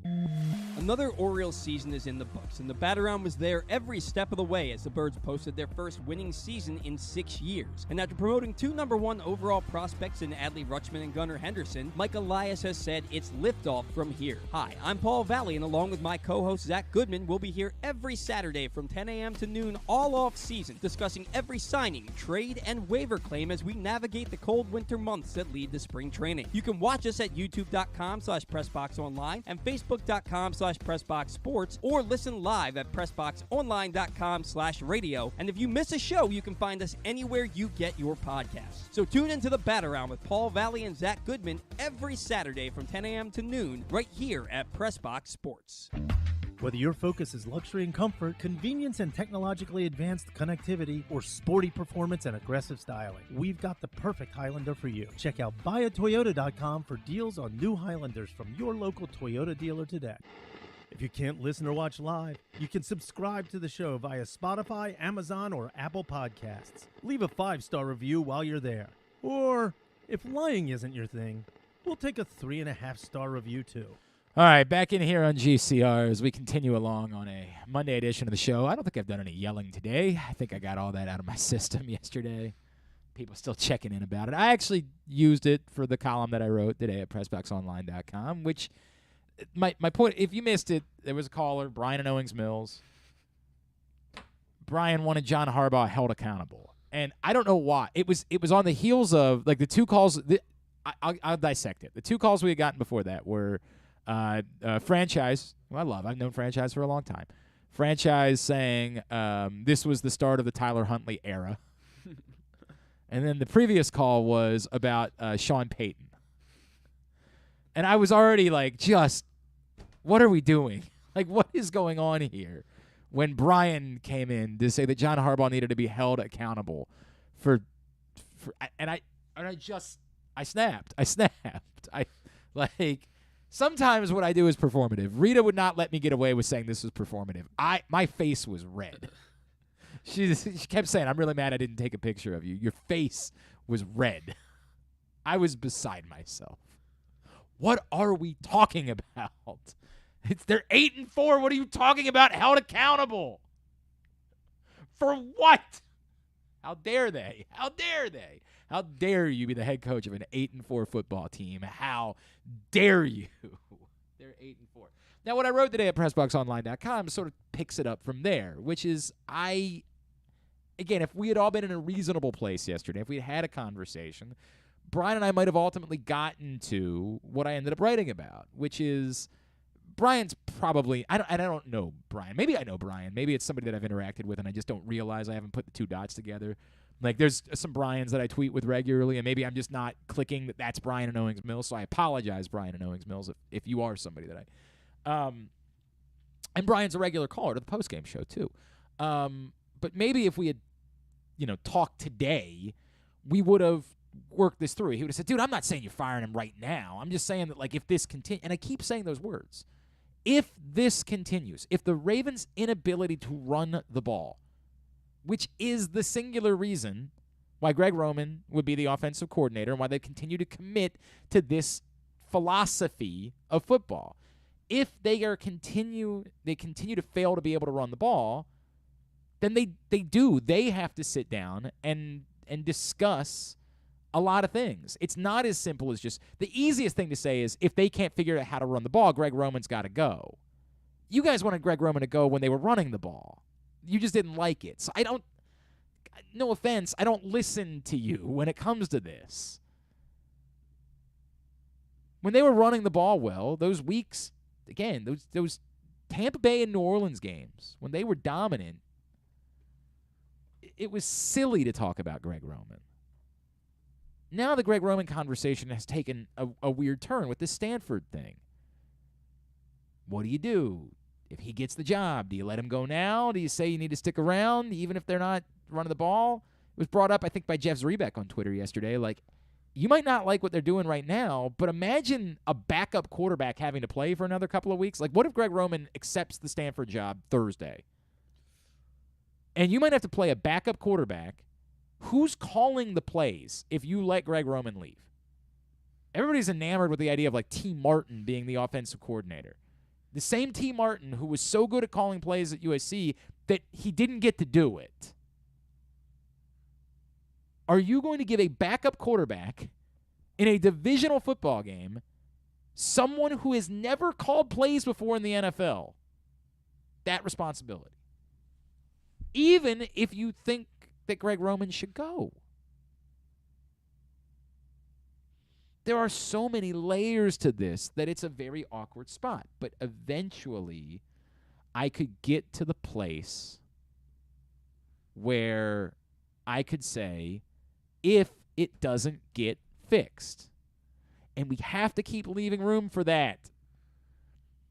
Should Lamar Jackson get back on the field? Should Ronnie Stanley return? Should Gus Edwards start looking a little bit more like Gus Edwards? Should J.K. Dobbins get back? It's not impossible. Should that happen, well, we have a different conversation. But if it doesn't, and I get it, the way we're feeling right now is that it won't. If it doesn't, the entire organization's got to sit down and have a come to Jesus. Now, it is weird as hell. Apparently, there's been some movement over on RussellStreetReport.com that, much like Ken Zales, people are uniquely blaming John Harbaugh for the organizational philosophy. There is nothing truthful about that. I don't know where that's come from. I don't know how that started, but it's definitely not true.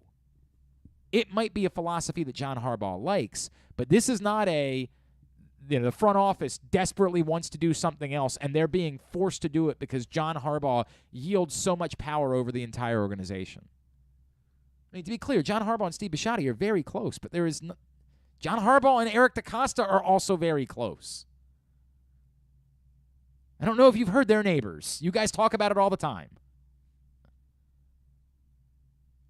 Like, there is not some weird thing where Steve doesn't like it and Eric doesn't like it, but they all have to answer to John Harbaugh. That's not true. But if you get to the end of the season and Steve Bisciotti says, all right, we gave this 5 years, and we don't have much to show for it. We got a lot of regular season wins, but we don't have any, we don't have even an AFC championship game appearance to show for it. 1 or 2 playoff wins, whatever it is. If that's the case, and he says, I'm the guy, the buck stops with me, it's time for us to reconsider. We've failed when it comes to the wide receiver position. We failed. We thought we could zig when everybody else zagged, and boy, we were close, but it's just not there. Then absolutely, present it to the entire organization. And if John Harbaugh says, yeah, I'm not really interested in doing something else, I want to keep being a run-dominant team that doesn't have wide receivers, I don't want to be the coach anymore, then have an awkward conversation. Say, we're not doing that any longer. Talk about it. But the idea of firing John Harbaugh being the first answer that you have is just lazy. And it goes back. It's always boring. The Greg Roman thing was boring until they stopped running the ball. Now it's not boring any longer.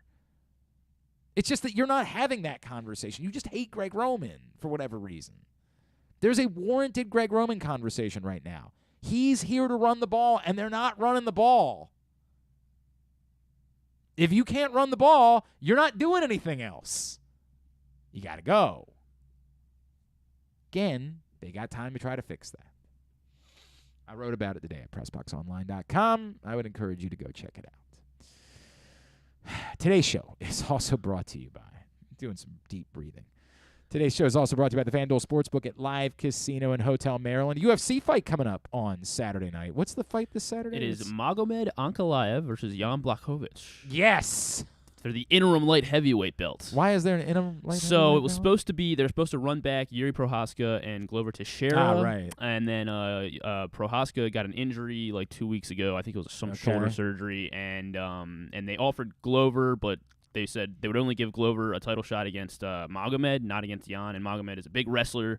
So he was like, I don't want 2 weeks is not enough time to prepare for this guy. Okay. So Glover's like, so they just moved. So these two were supposed to fight on the card earlier, and they were like, all right, well, let's just make these two this is title the interim light heavyweight championship. And Correct. Patty the Batty is also on this Patty card. the Batty is the co-main event. Yeah, he will be there I believe they're in Vegas this week. So all right. So in front of a packed house. Big UFC fight on Saturday night. You will be able to watch and bet on it in the FanDuel Sportsbook at Live Casino and Hotel Maryland.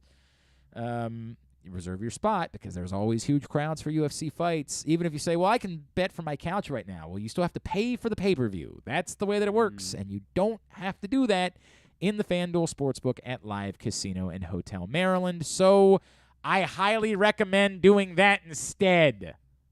Win money, come out on top in the FanDuel Sportsbook Live Casino and Hotel. You know how Pats on the Ass works after a Ravens win. Even if it wasn't an exhilarating Ravens win, you pick 5 Ravens. You rank them 5-1. Got to include 2 offensive players, 2 defensive players. The 5th can be whoever you'd like. Even if, say, the team only scored 10 points, you still have to have 2 offensive players on the list, even if it's tough. And the 5th, again, can be another offensive player, another defensive player, a special teams player, or a coach. After you rank them, the point being that number 1 would be your man of the match. I will begin my number 5 this week. Popped up on a couple other people's lists. Glad I wasn't the only person that noticed it. Kayvon Seymour was my number 5. And, like, the coverage was good all day. Worley was really good in coverage as well. But specifically, the final kickoff of the game ended up being really important. Like, really crucially important. because, and I don't remember if it was the 18 or the 7, whatever, they pinned him inside. They got the tackle was inside the 20-yard line. And imagine if the Broncos had gotten, say, like 5 more yards on that return. I mean, it was very important in determining the winner of the football game. So I get it. There could have been other defensive players. I had to leave Justin Madubuike off the list, and I didn't like that because, he made a huge third down stop earlier in the game. But winning football plays at the end of the game, when the game is in, it's always going to register a little bit more for me. And Kevon Seymour made a huge winning football play at the end of the game. He's my number 5. Yeah, he was on my list too. My number 5, however, I had him at 4. My number 5 was Devin Duvernay. He was my second offensive pick. Nice. It was tough to find anyone, I feel like, on offense. But I think they used him effectively. He was a factor in both the run game and the pass game. Yeah. And so I like that. I like there was a 3rd and short or something where they had him motioning in the jet sweep, and then Huntley faked the handoff and ended up keeping it. But they had to account for Duvernay because they've been running that earlier. So I thought Duvernay had a solid game, of a very, mediocre offensive day. It was a mediocre offensive day. I thought they were better candidates. I thought he was meh. I thought they were better candidates. And again, some of it is the context of the game situation that I ended up choosing. Because most people seem to put DeMarcus Robinson as their second offensive player, or Kevin Zeitler. I actually thought Kevin Zeitler kind of got punched around a little bit during the course of the day, by his standards, because he's been so good this season. But Kenyon Drake was actually the easy choice for me as number 4, and it wasn't really as much as the fact that he actually ran for 4 yards per carry, because it was only on like 7 carries. It was more the play that set up the touchdown. Game, Like, that was, to me, a massive – and I don't know who's talking, but I don't care for them. And you could say that that's as much as on Tyler Huntley as it is on Kenyon Drake, sure, but a lot of players give up. Clearly, that play was designed for Kenyon Drake to be in the flat, and it would be easy for Kenyon Drake to just sit in the flat and or to kind of give it like a run for the sake of running afterwards. All right, the flat's not there, so I'll just try to move. He ran a route afterwards. He turned that into a wheel route. So much so that Rita was like, did they just run a real wheel route? I'm like, no, not a wheel route. But he kind of freelanced a wheel route out of being the option in the flat. It was really clever, and obviously a very good throw from Tyler Huntley, not a big downfield throw, but put it in a spot where even though there was another defender coming, it wasn't at risk in that position. That was a big play in setting up what was the game-winning touchdown that kind of was out of nowhere. And that alone was enough for me to have Kenyon Drake be on the list as my number 4. Gotcha. I guess that's fine. I would have the going back to the Prochet interception. It felt like maybe Drake could have tried to knock that down.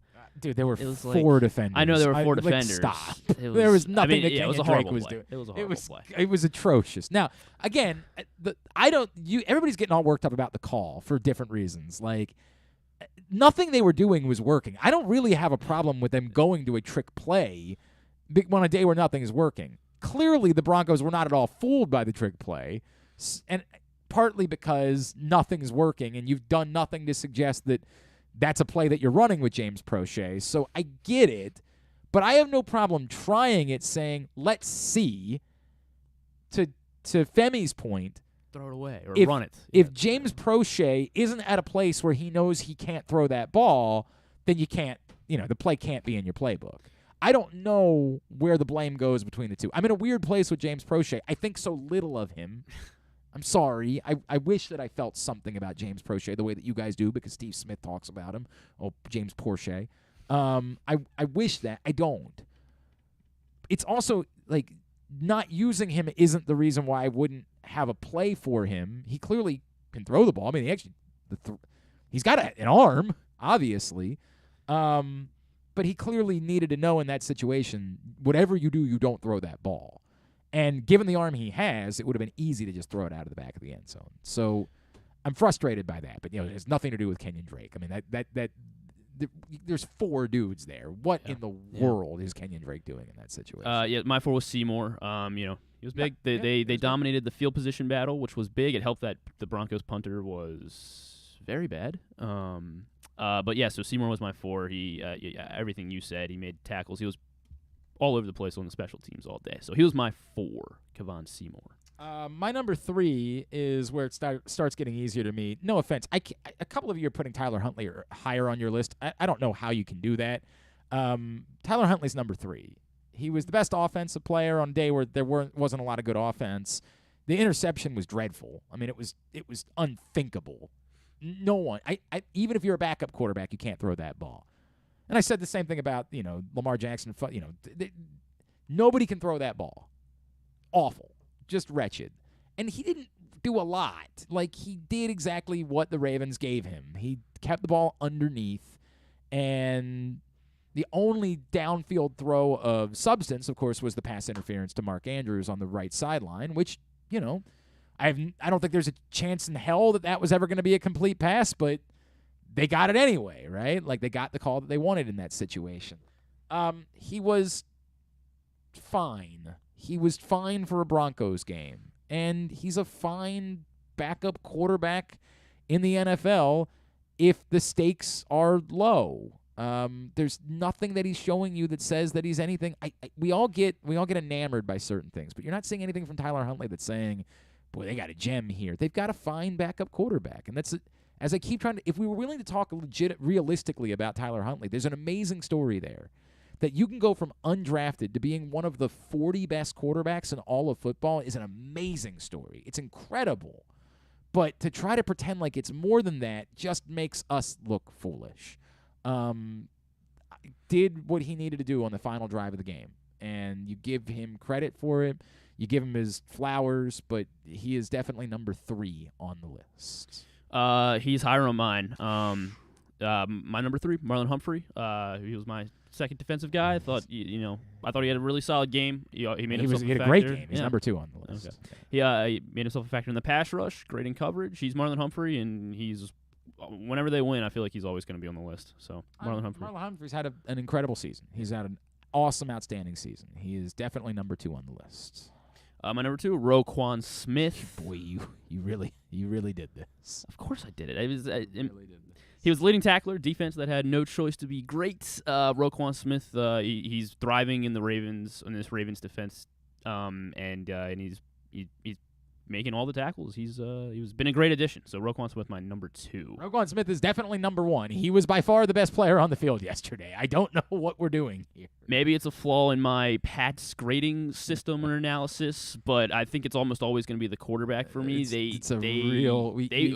Tyler Huntley went and won the game. He put together a nice 1. drive. You can't, with a straight face, try to suggest that Tyler Huntley was the best player on the field yesterday.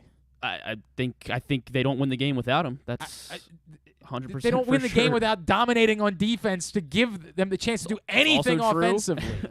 That's what they had to dominate defensively. I mean, Mark Andrews isn't going down there with a 91-yard drive, and you know what? You make a good point. He's a better quarterback option than Mark Andrews. I will give you that. He had a long day, but at the end of it, he leaned on the defense when he had to, and then he put together a drive to go win the football game. And he did do those things. That we're not making a Pats on the ass list without Tyler Huntley. So that's why he was number 3 on the list. That's why he's number 1 on the list. He's definitely not number 1. He was definitely not the best football player yesterday. There's no world in which Tyler Huntley was the best player on the field. You have yesterday. to value the quarterback position the most, and whether we win or lose, I think this is a new thing. This isn't a thing. It's the quarterback.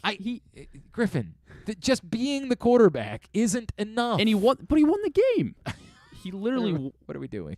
What are we doing? Went and won the game. He had a good drive. There's no doubt. It was enough that he should be the highest-ranked offensive player of the day because none of the other offensive players were good.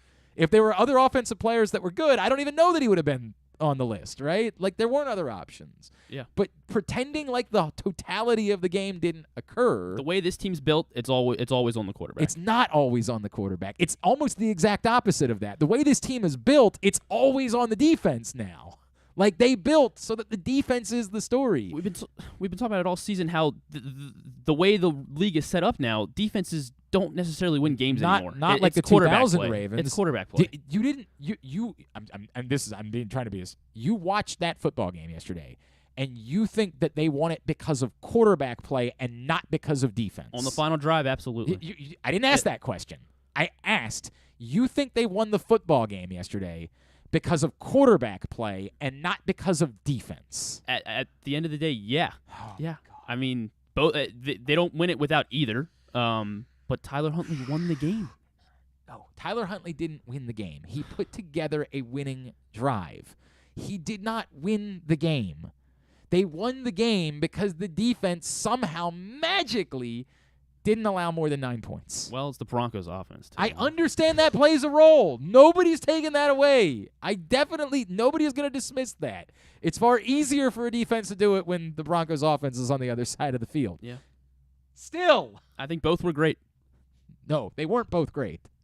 Tyler Huntley won the game. Serviceable, and he was good for a drive. And that's what you have serviceable to do. At best. That's what you have to do as a quarterback in 2022. No, you gotta be. No, he managed the game stop. and won. You know better. I don't know think better. I don't. And think if I you do. don't, then we got to talk about it more. If we were doing a pass on the ass list for every game, it's almost always going to be. You know what? In Minnesota, if we were in Minnesota, the quarterback wouldn't be my number one. But that's the only place. I am. I got nothing. It's the quarterback. I'm aware. Quarterback-driven league. I'm aware. You know, Lamar Jackson played roughly the same amount of game that Tyler Huntley did. So why isn't he on your list? He played the same amount of game? Roughly. No, he played a quarter? No, he got hurt in the second quarter. Early in the second quarter? He played.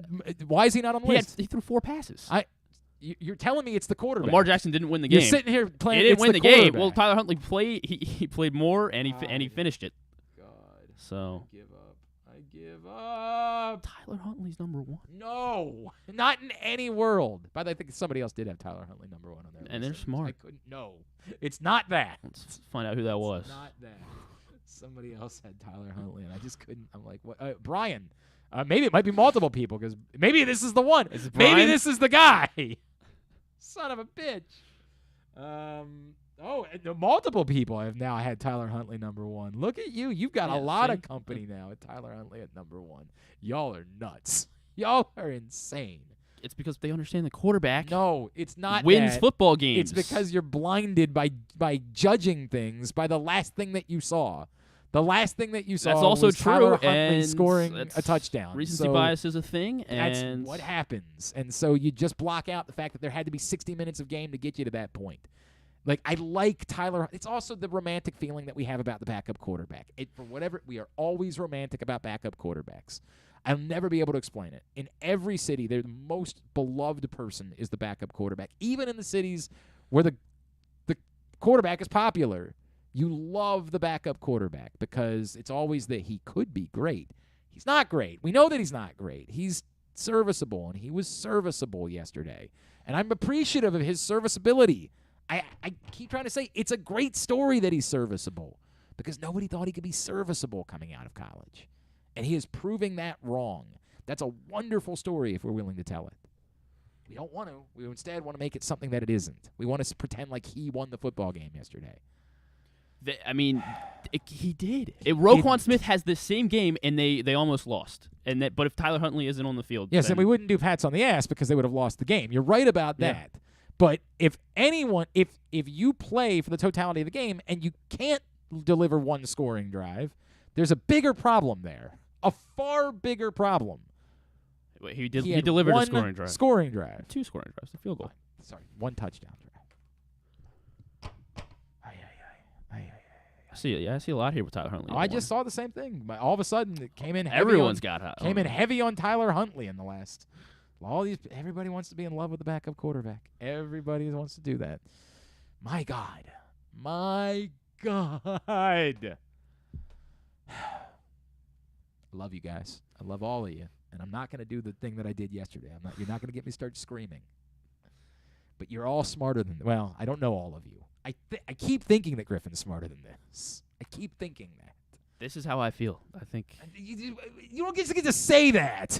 Like if I said the Earth is made out of sugar, I don't just get to back that up by saying, "Well, it's how I feel." Stop.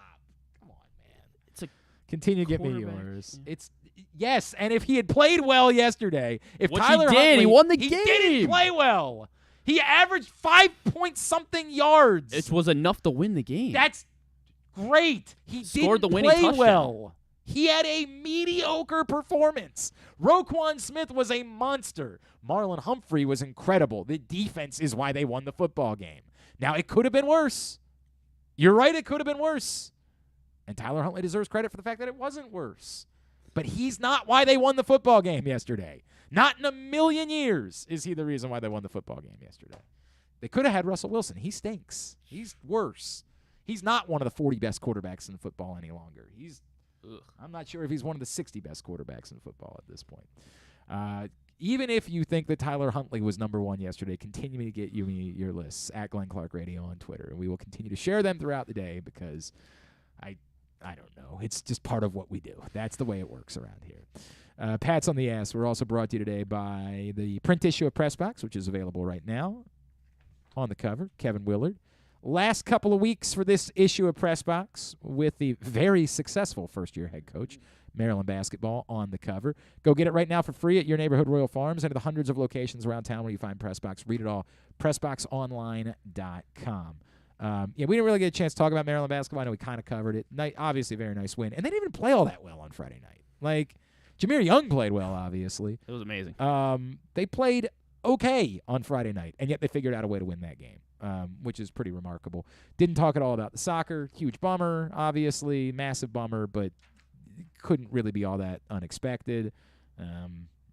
It just kind of is what it is. I did not believe everybody that came on last week was like, I think the U.S. has a chance. I did not necessarily agree with them. I did not think I thought their best hope was to play a really defensive match, and obviously the defense was horrible. I mean, was just wretched throughout the course of the game. So, it was what it was. And we talked on Friday about, what's that? A new top 25 in the college basketball just dropped. Okay. So Maryland, 13. Very cool. 13. And we had talked on Friday about the Hall of Fame thing. Indeed, only Fred McGriff gets into the Hall of Fame, which is just stupid. No offense to Fred McGriff. Good for him. And I certainly think he has a Hall of Fame argument. But for God's sakes, the number of people that continue to look at this and fail, and particularly, the most embarrassing part of it is the David Ortiz thing. It's so embarrassing that David Ortiz was allowed to be in the Hall of Fame despite being a steroid user, and the guys that were drastically better than David Ortiz, no offense, aren't allowed to be in the Hall of Fame. I mean, it's such a stain for the entire sport. I didn't care for it when David Ortiz wasn't in the Hall of Fame. I thought it was embarrassing. This ends, it's a charade now. It's all a sham. There's nothing to stand on. There is no argument for Barry Bonds not being in the Hall of Fame. You don't get to say, well, he used steroids. Like the guy that you put in, overwhelmingly, that we know used steroids, and you can try to hide it. Well, the results weren't supposed to come out. No, stop. There is a positive test for David Ortiz. It happened. Stop. You're embarrassing yourselves. It's an embarrassment and a stain on the entire sport. And at some point, someone in the sport has got to be the one to sit down and say, dude, find the 16 people that we can put on a committee that would just vote to get Barry Bonds into the Hall of Fame so we can be done with this. So that we don't have to continue to deal with how embarrassing this is. It was interesting. Somebody brought up to me the Curt Schilling thing, right? I said on Friday, using the word politics is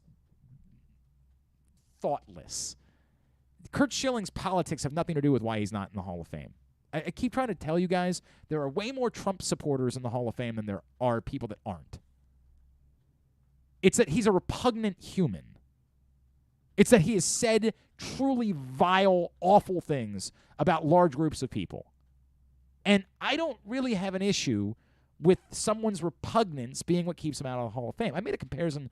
I said, I accept that there are repugnant people that are in Ty Cobb. Now, apparently, Sam Angel says there's a whole Ty Cobb truther movement where, maybe he wasn't the vile racist that everybody thinks that he is. Maybe some of that was made up. I don't know. And so I'm going to back out of that because, believe it or not, I'm not a Ty Cobb expert.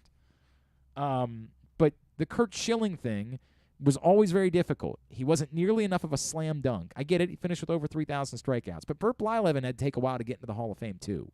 It wasn't 3,000 strikeouts, wasn't 3,000 hits. It wasn't yes, they're in. The guys with 3,000 strikeouts are mostly in. But I am never going to fight about keeping a repugnant human being out. And you could say Barry Bonds wasn't a likable guy, but he's not a repugnant human.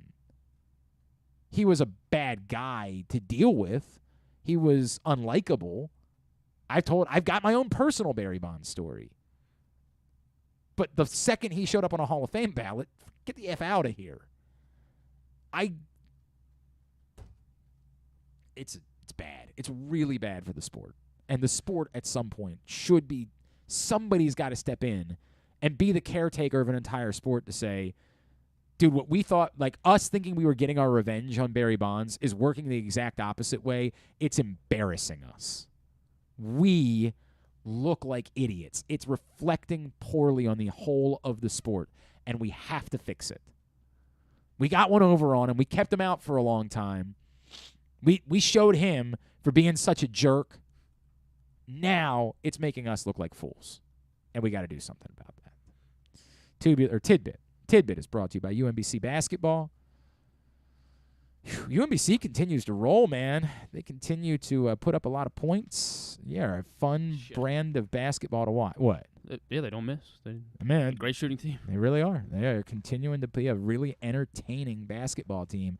And I would encourage you to get out to the Peak to check them out, man. They are worth your dollar. UMBC's got a big game against Morgan State coming up on Saturday.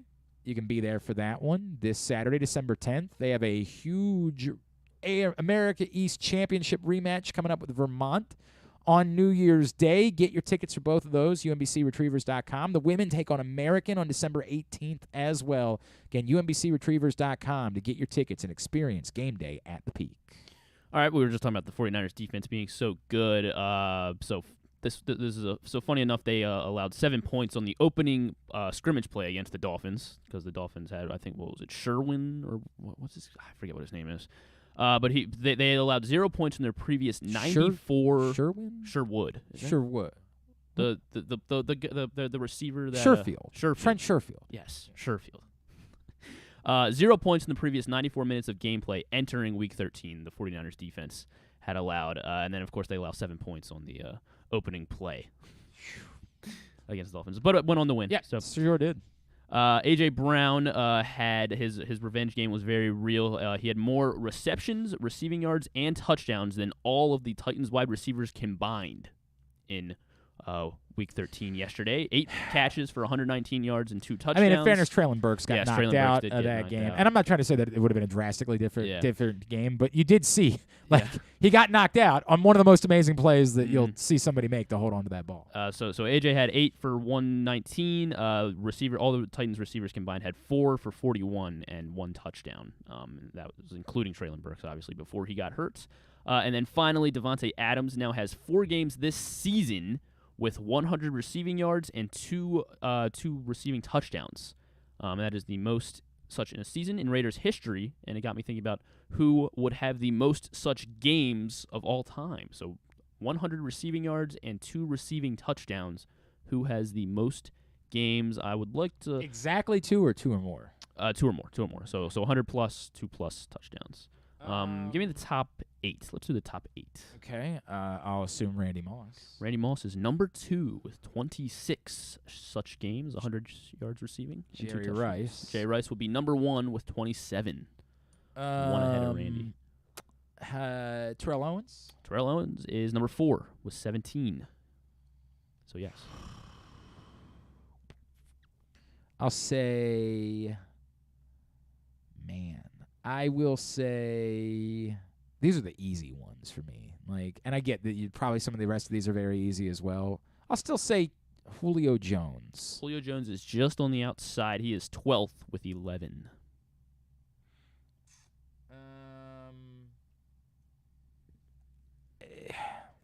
Larry Fitzgerald. Not Larry Fitzgerald. Surprising. Yeah. How about Calvin Johnson? Not Calvin Johnson. He had I get it. Only 10. He didn't play very long, but he's still kind of surprised they didn't get there. Only 10. How about... Man. How about... I'll just go through them. Isaac Bruce. Not Isaac Bruce. Torrey Holt. Not Torrey Holt. Marvin Harrison. Marvin Harrison, number 3. 22 games for Marvin Harrison. Reggie Wayne. Not Reggie Wayne. Chris Carter. Chris Carter rounds out the top 8 with 13.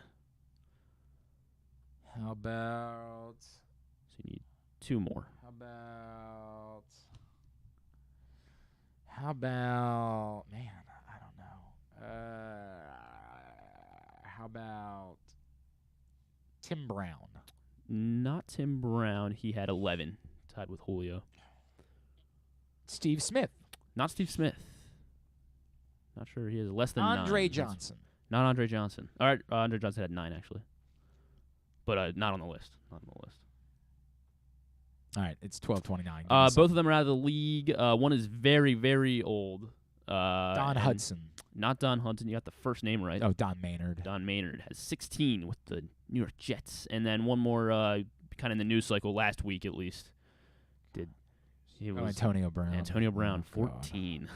All right. And then there are 3 more guys tied with Chris Carter: Steve Largent, Bob Hayes, and Lance Allworth. All right. It might have taken me a little bit for some of those. Might have taken Bob Hayes in particular. Probably would have taken me a bit. All right, very good. Tubular is brought to you by Pressbox's offers page, pressboxonline.com/offers. Right now, so many great offers for you as you still try to figure out signing up and trying to take advantage of great offers for sports betting.